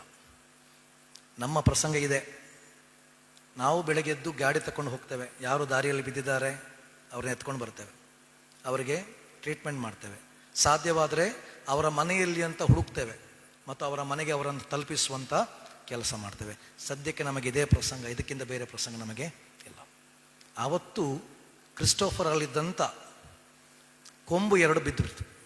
ಯಾಕೆಂದರೆ ಜನರೆಲ್ಲರೂ ಕೂಡ ನೀವು ಒಳ್ಳೆ ಪ್ರಸಂಗಿ ಅಂತ ಹೇಳುವಾಗ ಸಾಧಾರಣ ಕೊಂಬುಗಳೆಲ್ಲ ಬಂದಿತ್ತು. ಆವತ್ತು ಅನಿಸ್ತು, ನಾನು 1,000 ಪ್ರಸಂಗ ಬೇಕಾದ್ರೆ ಮಾಡ್ಬೋದು, ಅವರು ಮಾಡುವ ಕೆಲಸ ಒಂದು ದಿವಸ ಮಾಡಲಿಕ್ಕೆ ನನಗೆ ಆಗಲಿಕ್ಕಿಲ್ಲ. ಎಸ್, ಅವರು ಅಷ್ಟರ ಮಟ್ಟಿಗೆ ಮಾಡ್ತಾರೆ. ಯಾಕಂತೇಳಿದ್ರೆ ದೇವರ ಪ್ರೀತಿ ಅವರನ್ನು ಏನು ಮಾಡ್ತಾ ಉಂಟು? ಒತ್ತಾಯ ಮಾಡ್ತಾ ಉಂಟು. ಇವತ್ತು ನನಗೆ ನಿನಗೆ ಈ ದೇವರ ಪ್ರೀತಿ ಏನಾಗಬೇಕು? ಅರ್ಥ ಆಗಬೇಕು. ತನ್ನನ್ನೇ ತಗ್ಗಿಸಿಕೊಳ್ಳುವ, ನಮಗೋಸ್ಕರ ಕೊಡುವ, ಪ್ರಾಣವನ್ನೇ ಕೊಡುವಂಥ ಪ್ರೀತಿ ಅರ್ಥ ಆದಾಗ ನಾವು ದೇವರನ್ನು ಪ್ರೀತಿ ಮಾಡಲಿಕ್ಕೆ ಸಾಧ್ಯ. ಮತ್ತು ಯಾವಾಗ ನಮಗೆ ದೇವರ ಪ್ರೀತಿ ಅರ್ಥ ಆಗ್ತದೋ ಯೇಸು ಮುಂದಕ್ಕೆ ಹೇಳ್ತಾನೆ, ಈಗ ನಿಮಗೊಂದು ಹೊಸ ಆಜ್ಞೆ ಕೊಡ್ತೇನೆ. ಆಜ್ಞೆ ಯಾವುದು? ನೀವು ಒಬ್ಬರನ್ನೊಬ್ಬರು ಪ್ರೀತಿಸಬೇಕು. ಯಾಕೆ ಪ್ರೀತಿಸಬೇಕು? ನೀವು ಒಬ್ಬರನ್ನೊಬ್ಬರು ಪ್ರೀತಿಸಿದಾಗ ಏನಾಗ್ತದೆ? ಎಲ್ಲರೂ ನಿಮ್ಮನ್ನು ನನ್ನ ಶಿಷ್ಯರೆಂದು ತಿಳುಕೊಳ್ಳುವರು. ನೆನಪಿಟ್ಕೊಳ್ಳಿ, ನಾವು ಏನೋ ದೊಡ್ಡ ಸಂಗೀತ ಹಾಡೋದರಿಂದ, ಏನೋ ಪ್ರಸಂಗ ಮಾಡುವುದರಿಂದ, ಏನೋ ಎಲ್ಲಿಯೋ ಹೋಗಿ ದೊಡ್ಡದಾಗಿ ಏನೋ ಮಾಡುವುದರಿಂದ ಅಲ್ಲ, ಬದಲಾಗಿ ನಮ್ಮ ಪ್ರೀತಿಯಿಂದ ನಾವು ಏನನ್ನು ತೋರಿಸ್ಲಿಕ್ಕೆ ಸಾಧ್ಯ? ನಾವು ಯಾರು? ಯೇಸುವಿನ ಶಿಷ್ಯರು, ಪ್ರೀತಿಯಿಂದ. ಅದರಿಂದ ನಾನು ಪ್ರತಿ ಸಭೆಗೆ ಹೇಳ್ತೇನೆ, ನಮ್ಮ ಸಭೆಗಳು ಪ್ರೀತಿಯ ದ್ಯೋತಕಗಳಾಗಬೇಕು. ಇಲ್ಲಿ ಇರುವ ಪ್ರತಿಯೊಬ್ಬರು ಕೂಡ ಒಬ್ಬರನ್ನೊಬ್ಬರು ಮನಪೂರ್ವಕವಾಗಿ ಪ್ರೀತಿಸಲಿಕ್ಕೆ ಬರಬೇಕು. ಆಗ ಇದೇ ಚರ್ಚ್, ಇಲ್ಲಿ ನಮ್ಮ ಜೀವನ ಸಮಥಿಂಗ್ ಡಿಫ್ರೆಂಟ್. ನಾವು ದೇವರ ರಾಜ್ಯಕ್ಕೋಸ್ಕರ ಎಲ್ಲೆಲ್ಲಿ ಹುಡ್ಕೊಂಡು ಹೋಗೋ ಅವಶ್ಯಕತೆ ಇಲ್ಲ, ಇಲ್ಲಿಯೇ ಅನುಭವ ಮಾಡಲಿಕ್ಕೆ ಸಾಧ್ಯ. ನೀವಿರುವ ಸ್ಥಳದಲ್ಲಿ ಯಾವಾಗ ನಾವು ಒಬ್ಬರನ್ನೊಬ್ಬರು ಪ್ರೀತಿಸಿದಾಗ. ಆ ಪ್ರೀತಿ ಯಾವುದಂತ ಹೇಳಿದ್ರೆ, ಆ ಪ್ರೀತಿ ನಮಗೆ ನಷ್ಟವೆಂದು ಎಣಿಸುವ ಸಮಯದಲ್ಲಿ ಕೂಡ ಇನ್ನೊಬ್ಬನ ಕೈ ಹಿಡಿದುಕೊಂಡು ಮುನ್ನಡೆಸುವಂಥ ಪ್ರೀತಿ. ನಮಗೆ ಗ್ರೀಕ್ ಭಾಷೆಯಲ್ಲಿ ಬೈಬಲ್ನಲ್ಲಿ ನೋಡಿದ್ರೆ 4 ಪದಗಳಿದೆ ಗ್ರೀಕಲ್ಲಿ ಪ್ರೀತಿ ಎಂಬುದಕ್ಕೆ. ಸಾಮಾನ್ಯವಾಗಿ ಹೆಚ್ಚಾಗಿ ಬಳಸಲ್ಪಟ್ಟ ಪದ 2 ಪದಗಳು, ಒಂದು ಫಿಲೋಸ್ ಮತ್ತೊಂದು ಅಗಾಪೆ. ಫಿಲೇವೋ ಮತ್ತು ಅಗಾಪೆ 2 ಪದಗಳು. ಫಿಲೇವೋ ಅಂತ ಹೇಳಿದ್ರೆ ಮನುಷ್ಯರ ಪ್ರೀತಿ. ಮನುಷ್ಯರ ಪ್ರೀತಿ. ಮನುಷ್ಯರ ಪ್ರೀತಿ ಹೇಗೆ? ನೀವು ನನ್ನನ್ನು ಪ್ರೀತಿ ಮಾಡಿದರೆ ನಾನು ನಿಮ್ಮನ್ನು ಪ್ರೀತಿ ಮಾಡ್ತೇನೆ. ನೀವು ನನಗೆ ಬೈದರೆ, ನಮ್ಮ ಮನೇಲಿ ಹೀಗೆ ಆಗೋದಲ್ವಾ? ಎಲ್ಲರ ಮನೆ ಗಂಡ ಹೆಂಡತಿ ಪ್ರೀತಿಯಲ್ಲಿರುವಾಗ they will be like love birds. ಅಲ್ಲಿ ಸ್ವಲ್ಪ ಆಚೆಚಾದರೆ love bird will become a doberman ಅಲ್ವಾ? ನಮ್ಮನ್ನು ಪ್ರೀತಿ ಮಾಡಿದವ್ರನ್ನು ಮಾತ್ರ ನಾವು ಪ್ರೀತಿ ಮಾಡ್ತೇವೆ. ಇದು ಮನುಷ್ಯನ ಪ್ರೀತಿ. ಅಗಾಪೆ ಅಂತ ಹೇಳಿದ್ರೆ ದೇವರ ಪ್ರೀತಿ. ಅದು ಏನಂತ ಹೇಳಿದ್ರೆ ಅನ್ಕಂಡೀಷನಲ್ ಲವ್. ದೇವರನ್ನು ನಾವು ಪ್ರೀತಿ ಮಾಡ್ತೇವೋ ಇಲ್ಲವೋ, ದೇವರು ನಮ್ಮನ್ನು ಏನು ಮಾಡ್ತಾನೆ? ಪ್ರೀತಿ ಮಾಡ್ತಾನೆ. This is what. ಸೊ ಇವತ್ತು ನಮಗೆ ಇರುವ ಕರೆ ಆ ದೇವರ ಪ್ರೀತಿನ ಅರ್ಥ ಮಾಡಿಕೊಳ್ಳುವಂಥದ್ದು, ದೇವರ ಜೊತೆಯಲ್ಲಿ ಬರುವಂಥದ್ದು. ಮತ್ತು ನಾಳೆ ನಾವು ಕರ್ತನ ಮೇಜಿನ ಬಳಿಗೆ ಬರುವಾಗ ನಾವು ಬಹಳ ಪ್ರಾಮುಖ್ಯವಾಗಿ ಈ ದೇವರ ಪ್ರೀತಿಯನ್ನು ನೆನೆದುಕೊಂಡು ಬರುವಂಥದ್ದು. ನಮ್ಮ ಸಭೆಗಳಲ್ಲಿ ಬೇರೆ ಬೇರೆ ಸಂಪ್ರದಾಯಗಳಿದೆ. ಸಾಮಾನ್ಯ ನಮ್ಮಲ್ಲಿ ಕೂಡ ಆ ಸಂಪ್ರದಾಯಗಳಿದೆ. ಏನಂತ ಹೇಳಿದ್ರೆ, ಕಮ್ಯುನಿಯನ್ಗೆ ಯಾರು ಬರಬೇಕು? ಯಾರು ತಮ್ಮನ್ನು ಸಿದ್ಧಪಡಿಸಿಕೊಂಡಿದ್ದಾರೋ ಅವರು. ಅಥವಾ ಸಾಮಾನ್ಯವಾಗಿ ನಾವು ಕಮ್ಯುನಿಯನ್ ಕೊಡೋದು ಯಾರಿಗೆ? ದೃಢೀಕರಣ ಆದವರಿಗೆ. ನಮ್ಮ ಸಭೆಯ ಸಂಪ್ರದಾಯಗಳು ಇರಲಿ, ನಾನು ಅದರ ಬಗ್ಗೆ ಬೇಡ ಅಂತ ಹೇಳೋದಿಲ್ಲ. ಆದರೆ ನಿಜವಾಗಲೂ ಕೂಡ ಕರ್ತನ ಭೋಜನ ಅದು ಯೋಗ್ಯತೆಯಿಂದ ಬರುವಂಥದ್ದು ಅಥವಾ ಕೃಪೆಯಿಂದ ದೊರಕುವಂಥದ್ದು? ಯಾವುದರಿಂದ? ನಮ್ಮಲ್ಲಿ ನಾವು ಯಾರಾದರೂ ನಾಳೆ ನನ್ನನ್ನು ಸೇರಿಸಿಕೊಂಡು ನಾಳೆ ನಮ್ಮಲ್ಲಿ ಯಾರಾದರೂ ನಮ್ಮ ಯೋಗ್ಯತೆಯಿಂದ ಇಲ್ಲಿ ಬರಲಿಕ್ಕೆ ಸಾಧ್ಯ ಉಂಟಾ? Can we come? ನಾವೆಲ್ಲರೂ ಕರ್ತನ ಮೇಜಿನ ಬಳಿಗೆ ಬರುವುದು ಯಾವುದರಿಂದ? ದೇವರ ಕೃಪೆಯಲ್ಲಿ ಆಧಾರ ಮಾಡಿಕೊಂಡು ಮಾತ್ರ, ಹೊರತು ನಮ್ಮ ಯೋಗ್ಯತೆಯಿಂದ ಅಲ್ಲ. ನಾನು ಯಾಕೆ ಈ ಪ್ರಶ್ನೆ ಕೇಳ್ತೇನೆ ಅಂತ ಹೇಳಿದ್ರೆ, ಒಂದು ವೇಳೆ, ಸಾಮಾನ್ಯ ಯಾರು ಬರುವುದಿಲ್ಲ, ಒಂದು ವೇಳೆ ನಾಳೆ ನಿಮ್ಮ ಆರಾಧನೆಯಲ್ಲಿ ಯಾರೋ ಅವರ ಫ್ರೆಂಡ್ಸ್ ಜೊತೆಗೆ ಯಾರೊಬ್ಬರು ಕ್ರೈಸ್ತೇತರರು ಬಂದಿದ್ದಾರೆ, ಹಿಂದುವೋ ಮುಸ್ಲಿಮಾನೋ ಯಾರು ಬಂದಿದ್ದಾರೆ ಅಂತ ನೆನೆಸ್ಕೊಳ್ಳುವ. ನಾಳೆ ಕರ್ತನ ಭೋಜನ ಇದೆ, ಅವರು ಕೂಡ ಒಟ್ಟಿಗೆ ಬಂದರೆ ಕರ್ತನ ಭೋಜನ ಅವರಿಗೆ ಕೊಡಬೇಕೋ ಬೇಡವೋ? ನೀವೆಲ್ಲರೂ ಬೇಡ ಅಂತೀರಿ. ಯಾಕೆ ಅಲ್ವಾ? ಅವ್ರಿಗೆ ಏನಾಗಲಿಲ್ಲ? ದೃಢೀಕರಣ ಆಗಲಿಲ್ಲ. ಅವ್ರಿಗೇನಾಗಲಿಲ್ಲ? ಕ್ರಿಸ್ತನ ಬಗ್ಗೆ ಗೊತ್ತಿಲ್ಲ. ಕ್ರಿಸ್ತನ ಬಗ್ಗೆ ತಿಳಿದ ನಾವು ಎಷ್ಟರ ಮಟ್ಟಿಗೆ ಯೋಗ್ಯರಾಗಿ ಬರಲಿಕ್ಕೆ ಸಾಧ್ಯ ಉಂಟು? ದೃಢೀಕರಣ ಹೊಂದಿದ ನಾವು ಎಷ್ಟರ ಮಟ್ಟಿಗೆ ಯೋಗ್ಯರಾಗಿ ಬರಲಿಕ್ಕೆ ಸಾಧ್ಯ ಉಂಟು? ಇಂಥದ್ದೊಂದು ಘಟನೆ ಅಮೆರಿಕದಲ್ಲಿ ನಡೀತಂತೆ. ನಾನು ಇದರ ಬಗ್ಗೆ ಪ್ರಸಂಗ ಮಾಡುವಾಗ ಅಲ್ಲಿದ್ದು ಸೇವಕರೊಬ್ಬರು ನನಗೆ ಹೇಳಿದರು. ಅವರು ಔಟ್ರೀಚ್ ಮಿನಿಸ್ಟ್ರಿ ಎಲ್ಲ ಮಾಡ್ತಿದ್ರು. ಅದರಿಂದ ಮುಸಲ್ಮಾನರು, ಹಿಂದೂ ಬಾಂಧವರೆಲ್ಲ ಚರ್ಚಿಗೆಲ್ಲ ಬರ್ತಾರೆ. ಒಂದು ದಿವಸ ಕಮ್ಯುನಿಯನ್ ಇರುವಾಗ ಅವರು ಸಹ ಬಂದರಂತೆ. ಪಾಸ್ಟರ್ ಅವರಿಗೆಲ್ಲ ಕಮ್ಯುನಿಯನ್ ಕೊಟ್ಟರು, ಎಲ್ಲರಿಗೆ ಸಹ. ಆಮೇಲೆ ಚರ್ಚ್ನ ಎಲ್ಡರ್ಸ್ ಎಲ್ಲ ಹೋಗಿ ಪಾಸ್ಟರ್ನ ಸ್ವಲ್ಪ ಜೋರು ಮಾಡಿದ್ರಂತೆ. ನೀವು ಅವರಿಗೆ ಹೇಗೆ ಕಮ್ಯುನಿಯನ್ ಕೊಟ್ರಿ? How did you? ಅದಕ್ಕೆ ಅವರು ಹೇಳಿದ್ರಂತೆ, ಭಾಳ ಸುಂದರವಾದ ಮಾತು ಈ ಮಾತನ್ನು ಯಾವಾಗಲೂ ನೆನಪಿಟ್ಟುಕೊಳ್ಳಿ. He said, this is not my table, this is Lord's table. ಈ ಮೇಜು ನನ್ನದಲ್ಲ, ಈ ಮೇಜು ಕರ್ತನದು. ಈ ರೊಟ್ಟಿ ಮತ್ತು ದ್ರಾಕ್ಷಾರಸ ನನ್ನದಲ್ಲ, ಈ ದೇಹ ಮತ್ತು ರಕ್ತ ನನ್ನದಲ್ಲ, ಇದು ಯಾರ್ದು? ಇದು ಕರ್ತನದು. ಕರ್ತನು ಅದನ್ನು ಉಚಿತವಾಗಿ ಕೊಟ್ಟ ಮೇಲೆ ಅದನ್ನು ಬೇಡ ಎಂಬುದಾಗಿ ಇನ್ನೊಬ್ಬನನ್ನು ತಡೀಲಿಕ್ಕೆ ನಾನು ಯಾರು? ಹೂ ಆಮ್ ಐ? ಇನ್ನೊಮ್ಮೆ ಹೇಳ್ತೇನೆ ಕೇಳಿ, ನಾವು ಯಾರು ನಮ್ಮ ಯೋಗ್ಯತೆಯಿಂದ ಬರುವುದಲ್ಲ, ದೇವರ ಕೃಪೆಯಿಂದ. ಆ ಕೃಪೆ ನಮಗೆ ಮಾತ್ರವೋ, ಇನ್ನೊಬ್ಬನಿಗಿಲ್ಲವೋ? ನಾನು ಮೊನ್ನೆ ಯಾರ ಹತ್ರ ಮಾತಾಡ್ತಾ ಹೇಳಿದೆ, ಒಂದು ವೇಳೆ ನಾಳೆ ಇಲ್ಲಿ ಕಮ್ಯುನಿಯನ್ ನಡೆಯುವಾಗ ಯೇಸು ಕಮ್ಯುನಿಯನ್ ಕೊಡೋದಾದರೆ ಮೊದಲಿಗೆ ಯಾರಿಗೆ ಕೊಡ್ತಾನೆ? ಯಾರಿಗೆ ಕೊಡ್ಬೋದು? ನನ್ನ ಪ್ರಕಾರ ಅಲ್ಲಿ ಮಗು ಕೂತಿದಲ್ಲ ಅಂತ ಮಕ್ಕಳಿಗೆ ಫಸ್ಟ್ ಕೊಡ್ತಾನೆ. ಯಾಕಂದ್ರೆ ಆವತ್ತು ಕೂಡ ದೇವರ ರಾಜ್ಯ ಏನೆಂಬುದಾಗಿ ಕೇಳುವಾಗ ಯಾರಂತ ನಿಲ್ಲಿಸಿದ್ದು? ಮಗು ಅಂತ ನಿಲ್ಲಿಸಿ ಹೇಳಿದ್ದು ಏನು? ರಾಜ್ಯ. ಆದರೆ ನಮ್ಮ ಸಂಪ್ರದಾಯಗಳು ಎಲ್ಲೋ ಒಂದು ಕಡೆ ಇವತ್ತು ಬೇರೆ ರೀತಿಯಲ್ಲಿ ಹೋಗಿದೆ. ಏನೇ ಇರಲಿ, ನಾಳೆ ನಾವು ಕರ್ತನ ಭೋಜನ ಸ್ವೀಕರಿಸ್ತೇವೆ. ಆಲ್ರೆಡಿ ಅನೌನ್ಸ್ ಮಾಡಿರ್ತಾರೆ ಅದನ್ನು ಹೇಗೆ ತಗೊಳ್ಬೇಕು, ಅಯೋಗ್ಯವಾಗಿ ತಗೊಂಡು ಏನಾಗ್ತದೆ ಎಲ್ಲವೂ ಕೂಡ ಒಳ್ಳೆಯದು. ಆದರೆ ನಮ್ಮಲ್ಲಿ ಒಂದು ಬೋಧನೆ ಸ್ವಲ್ಪ ಕೊರತೆ ಇದೆ. ಯಾವುದದು? ಯಾವ ಬೋಧನೆ? ಹೇಗೆ ತಗೊಳ್ಬೇಕೆಂಬುದಾಗಿ ಬೋಧನೆ ಇದೆ. ತಕ್ಕೊಂಡ ಮೇಲೆ ಏನು ಮಾಡಬೇಕು? What is important? ಹೇಗೆ ತೆಕ್ಕೊಳ್ತೇವೆ ಎಂಬುದು, ತಕ್ಕೊಂಡ ಮೇಲೆ ಏನು ಹೀರಬೇಕೆಂಬುದು. ನಿಮ್ಮಲ್ಲಿ ಅನೇಕರು ಮೆಡಿಕಲ್ ಫೀಲ್ಡ್ನವರು ಇದ್ದೀರಿ. ಜ್ವರ ಬಂದಾಗ ಡಾಕ್ಟರ್ ಹತ್ರ ಹೋದರೆ ಡಾಕ್ಟರ್ಗೆ ಟ್ಯಾಬ್ಲೆಟ್ ತಗೊಳ್ತೇವೆ. ಆ ಟ್ಯಾಬ್ಲೆಟ್ ತಗೊಂಡ ಮೇಲೆ ನಮ್ಮ ದೇಹದಲ್ಲಿ ಏನು ಮಾಡ್ತದೆ? ಅದು ಕೆಲಸ ಮಾಡ್ತದಲ್ವಾ? ನಾಳೆ ನೀವು ಸ್ವೀಕರಿಸುವಂಥ ದೇಹ ಮತ್ತು ರಕ್ತಗಳು ಕೂಡ ನಿಮ್ಮ ದೇಹದಲ್ಲಿ ಏನು ಮಾಡಬೇಕು? ಕೆಲಸ ಮಾಡಬೇಕು. ಹೌದಾ? ಯಾಕೆಂದರೆ ಯೋಹನ್ನ ಸುವಾರ್ತೆಯಲ್ಲಿ ಹೇಳ್ತಾನೆ, ಈ ರೊಟ್ಟಿ ಮತ್ತು ದೇಹಗಳು ಏನು ಕೊಡ್ತೇನೆ, ನನ್ನ ಮಾಂಸ, ಇದು ಏನು ಬೇರೆ ಏನೂ ಅಲ್ಲ, ಇದನ್ನು ಯಾರು ಸ್ವೀಕರಿಸ್ತಾನೋ ಅವನಲ್ಲಿ ನನ್ನ ಏನಿದೆ? ಜೀವವಿದೆ. ರಿಮೆಂಬರ್, ಕರ್ತನ ದೇಹ ರಕ್ತಗಳನ್ನು ಸ್ವೀಕರಿಸುವ ನಮ್ಮೊಟ್ಟಿಗೆ ಏನಿದೆ? ಆತನ ಜೀವವಿದೆ. ಹಾಗಿರುವಾಗ ನಾವು ಕರ್ತನ ದೇಹ ರಕ್ತಗಳನ್ನು ಸ್ವೀಕರಿಸಿ ನಾವು ಹೇಗಿರಬೇಕು? ಕರ್ತನ ಜೀವವನ್ನು ಹೊಂದಿದವರಾಗಿರುವಂಥದ್ದು ಬಹಳ ಪ್ರಾಮುಖ್ಯ. ಸೊ ಅದರಿಂದ ನಾಳೆ ನೀವು ಹೇಗೆ ತಗೊಳ್ದಿರೋ ನನಗೆ ಗೊತ್ತಿಲ್ಲ, ಆದರೆ ತಕ್ಕೊಂಡ ನೀವು ಕರ್ತನಿಗೋಸ್ಕರ ಪ್ರೀತಿಯಲ್ಲಿ, ವಿಶ್ವಾಸದಲ್ಲಿ ಬದುಕಲಿಕ್ಕೆ ಪ್ರಯತ್ನ ಪಡಿ. ಯಾವ ರೀತಿಯಲ್ಲಿ ಕರ್ತನು ನಮ್ಮನ್ನು ಪ್ರೀತಿಸಿದಾನೋ ಹಾಗೆ ನಾವು ಪ್ರೀತಿ ಮಾಡಲಿಕ್ಕೆ ಮುಂದೆ ಹೋಗುವ. ದೇವರು ನಮ್ಮನ್ನು ಆಶೀರ್ವದಿಸಲಿ. ಆಮೇನ್. ನಾವೊಂದು ಸಂಗೀತವನ್ನು ಹಾಡುವ. ಒಂದು ವೇಳೆ ನಿಮಗೆ ಗೊತ್ತಿದ್ರೆ ನನ್ನೊಟ್ಟಿಗೆ ಹಾಡಿ. Come is sinners last and lonely ಅದರ ಡಿಸ್ಪ್ಲೇಗೆ ಹಾಕ್ತೀರಾ?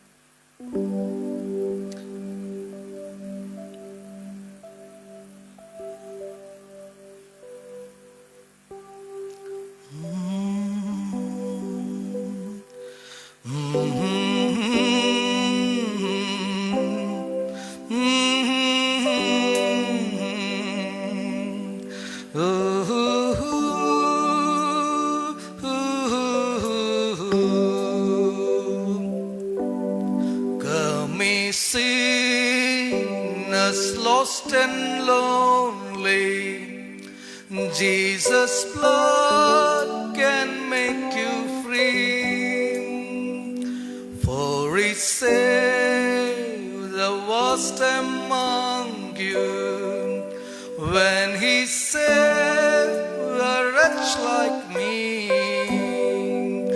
And I know, yes I know, Jesus' blood can make the vilest sinner clean. And I know, yes I know, Jesus' blood can make the vilest sinner clean. Through the faith He giveth power, through the makes a way, findeth what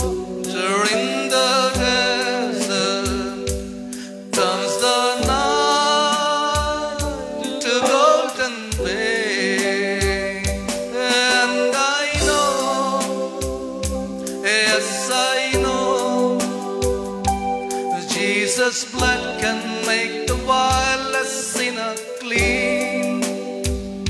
And I know, yes I know,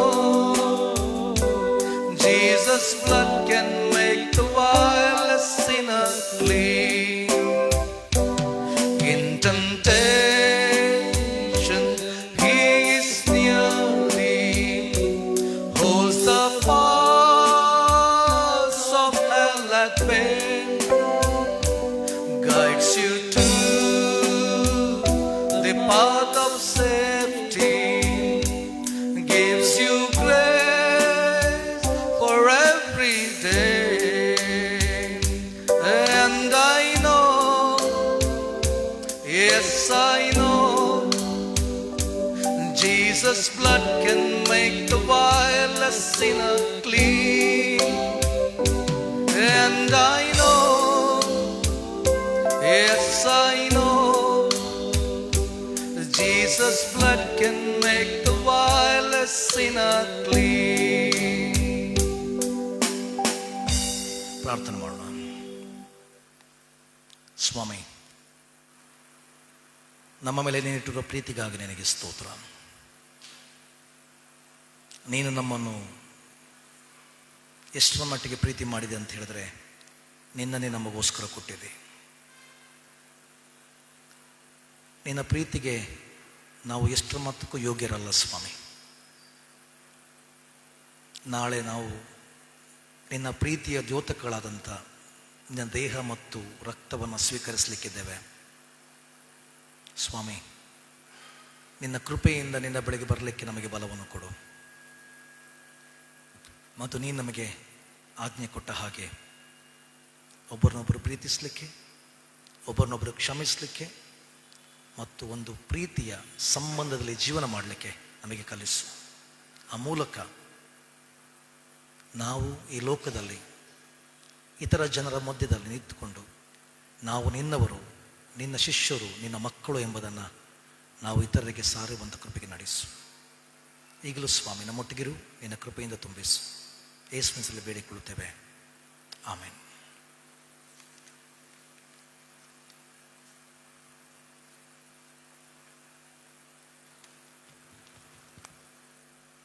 ದೇವರ ಪ್ರೀತಿ ಮತ್ತು ಆತನಂತೆ ನಡೆಯಲು, ಆತನ ಮಾರ್ಗದಲ್ಲಿ ನಡೆದು ನಾವು ಒಬ್ಬರನ್ನೊಬ್ಬರು ಪ್ರೀತಿಸುವಿಕೆಯಿಂದಾಗಿ ನಮ್ಮ ಹೃದಯದೊಟ್ಟಿಗೆ ಮಾತನಾಡಿದಂಥ ತಂದೆಯಾದ ದೇವರಿಗೆ ನಾವು ಸ್ತೋತ್ರ ಹೇಳುತ್ತಾ, ಅದೇ ರೀತಿಯಾಗಿ ಉತ್ತಮವಾದ ದೇವ ಸಂದೇಶವನ್ನು ನೀಡಿದಂಥ ಅಯ್ಯನವರಿಗೆ, ಸಭಾಪಾಲಕರು, ಸಭಾಪಾಲನ ಸಮಿತಿ ಸಭೆಯವರ ತಮ್ಮೆಲ್ಲರ ಪರವಾಗಿ ನಾನು ವಂದನೆಗಳನ್ನು ಸಲ್ಲಿಸುವನಾಗಿದ್ದೇನೆ. ನಾವು ಈಗ ಕೊನೆಯದಾಗಿ ಹಾಡುವಂಥ ಸಂಗೀತಗಳಲ್ಲಿ 265ನೇ ಸಂಗೀತಗಳಲ್ಲಿ 265 ಮೊದಲಿನ ಚರಣ, 4ನೇ ಚರಣ, 6ನೇ ಚರಣ ಮತ್ತು 7ನೇ ಚರಣವನ್ನು ನಾವು ಹಾಡಿಕೊಳ್ಳೋಣ. ಮೊದಲಿನ ಚರಣ, 4ನೇ ಚರಣ, 6ನೇ ಚರಣ ಹಾಗೂ 7ನೇ ಚರಣ. ಎಚ್ಚೆತ್ತು ಬೇಡಿಕೊಳ್ಳಿರಿ ಸದ್ಭಕ್ತ ಜನರೇ, ನಿನ್ನಾತ್ಮ ಕಾದುಕೊಳ್ಳಿರಿ ದೇಹಾಂತವರೆಗೆ.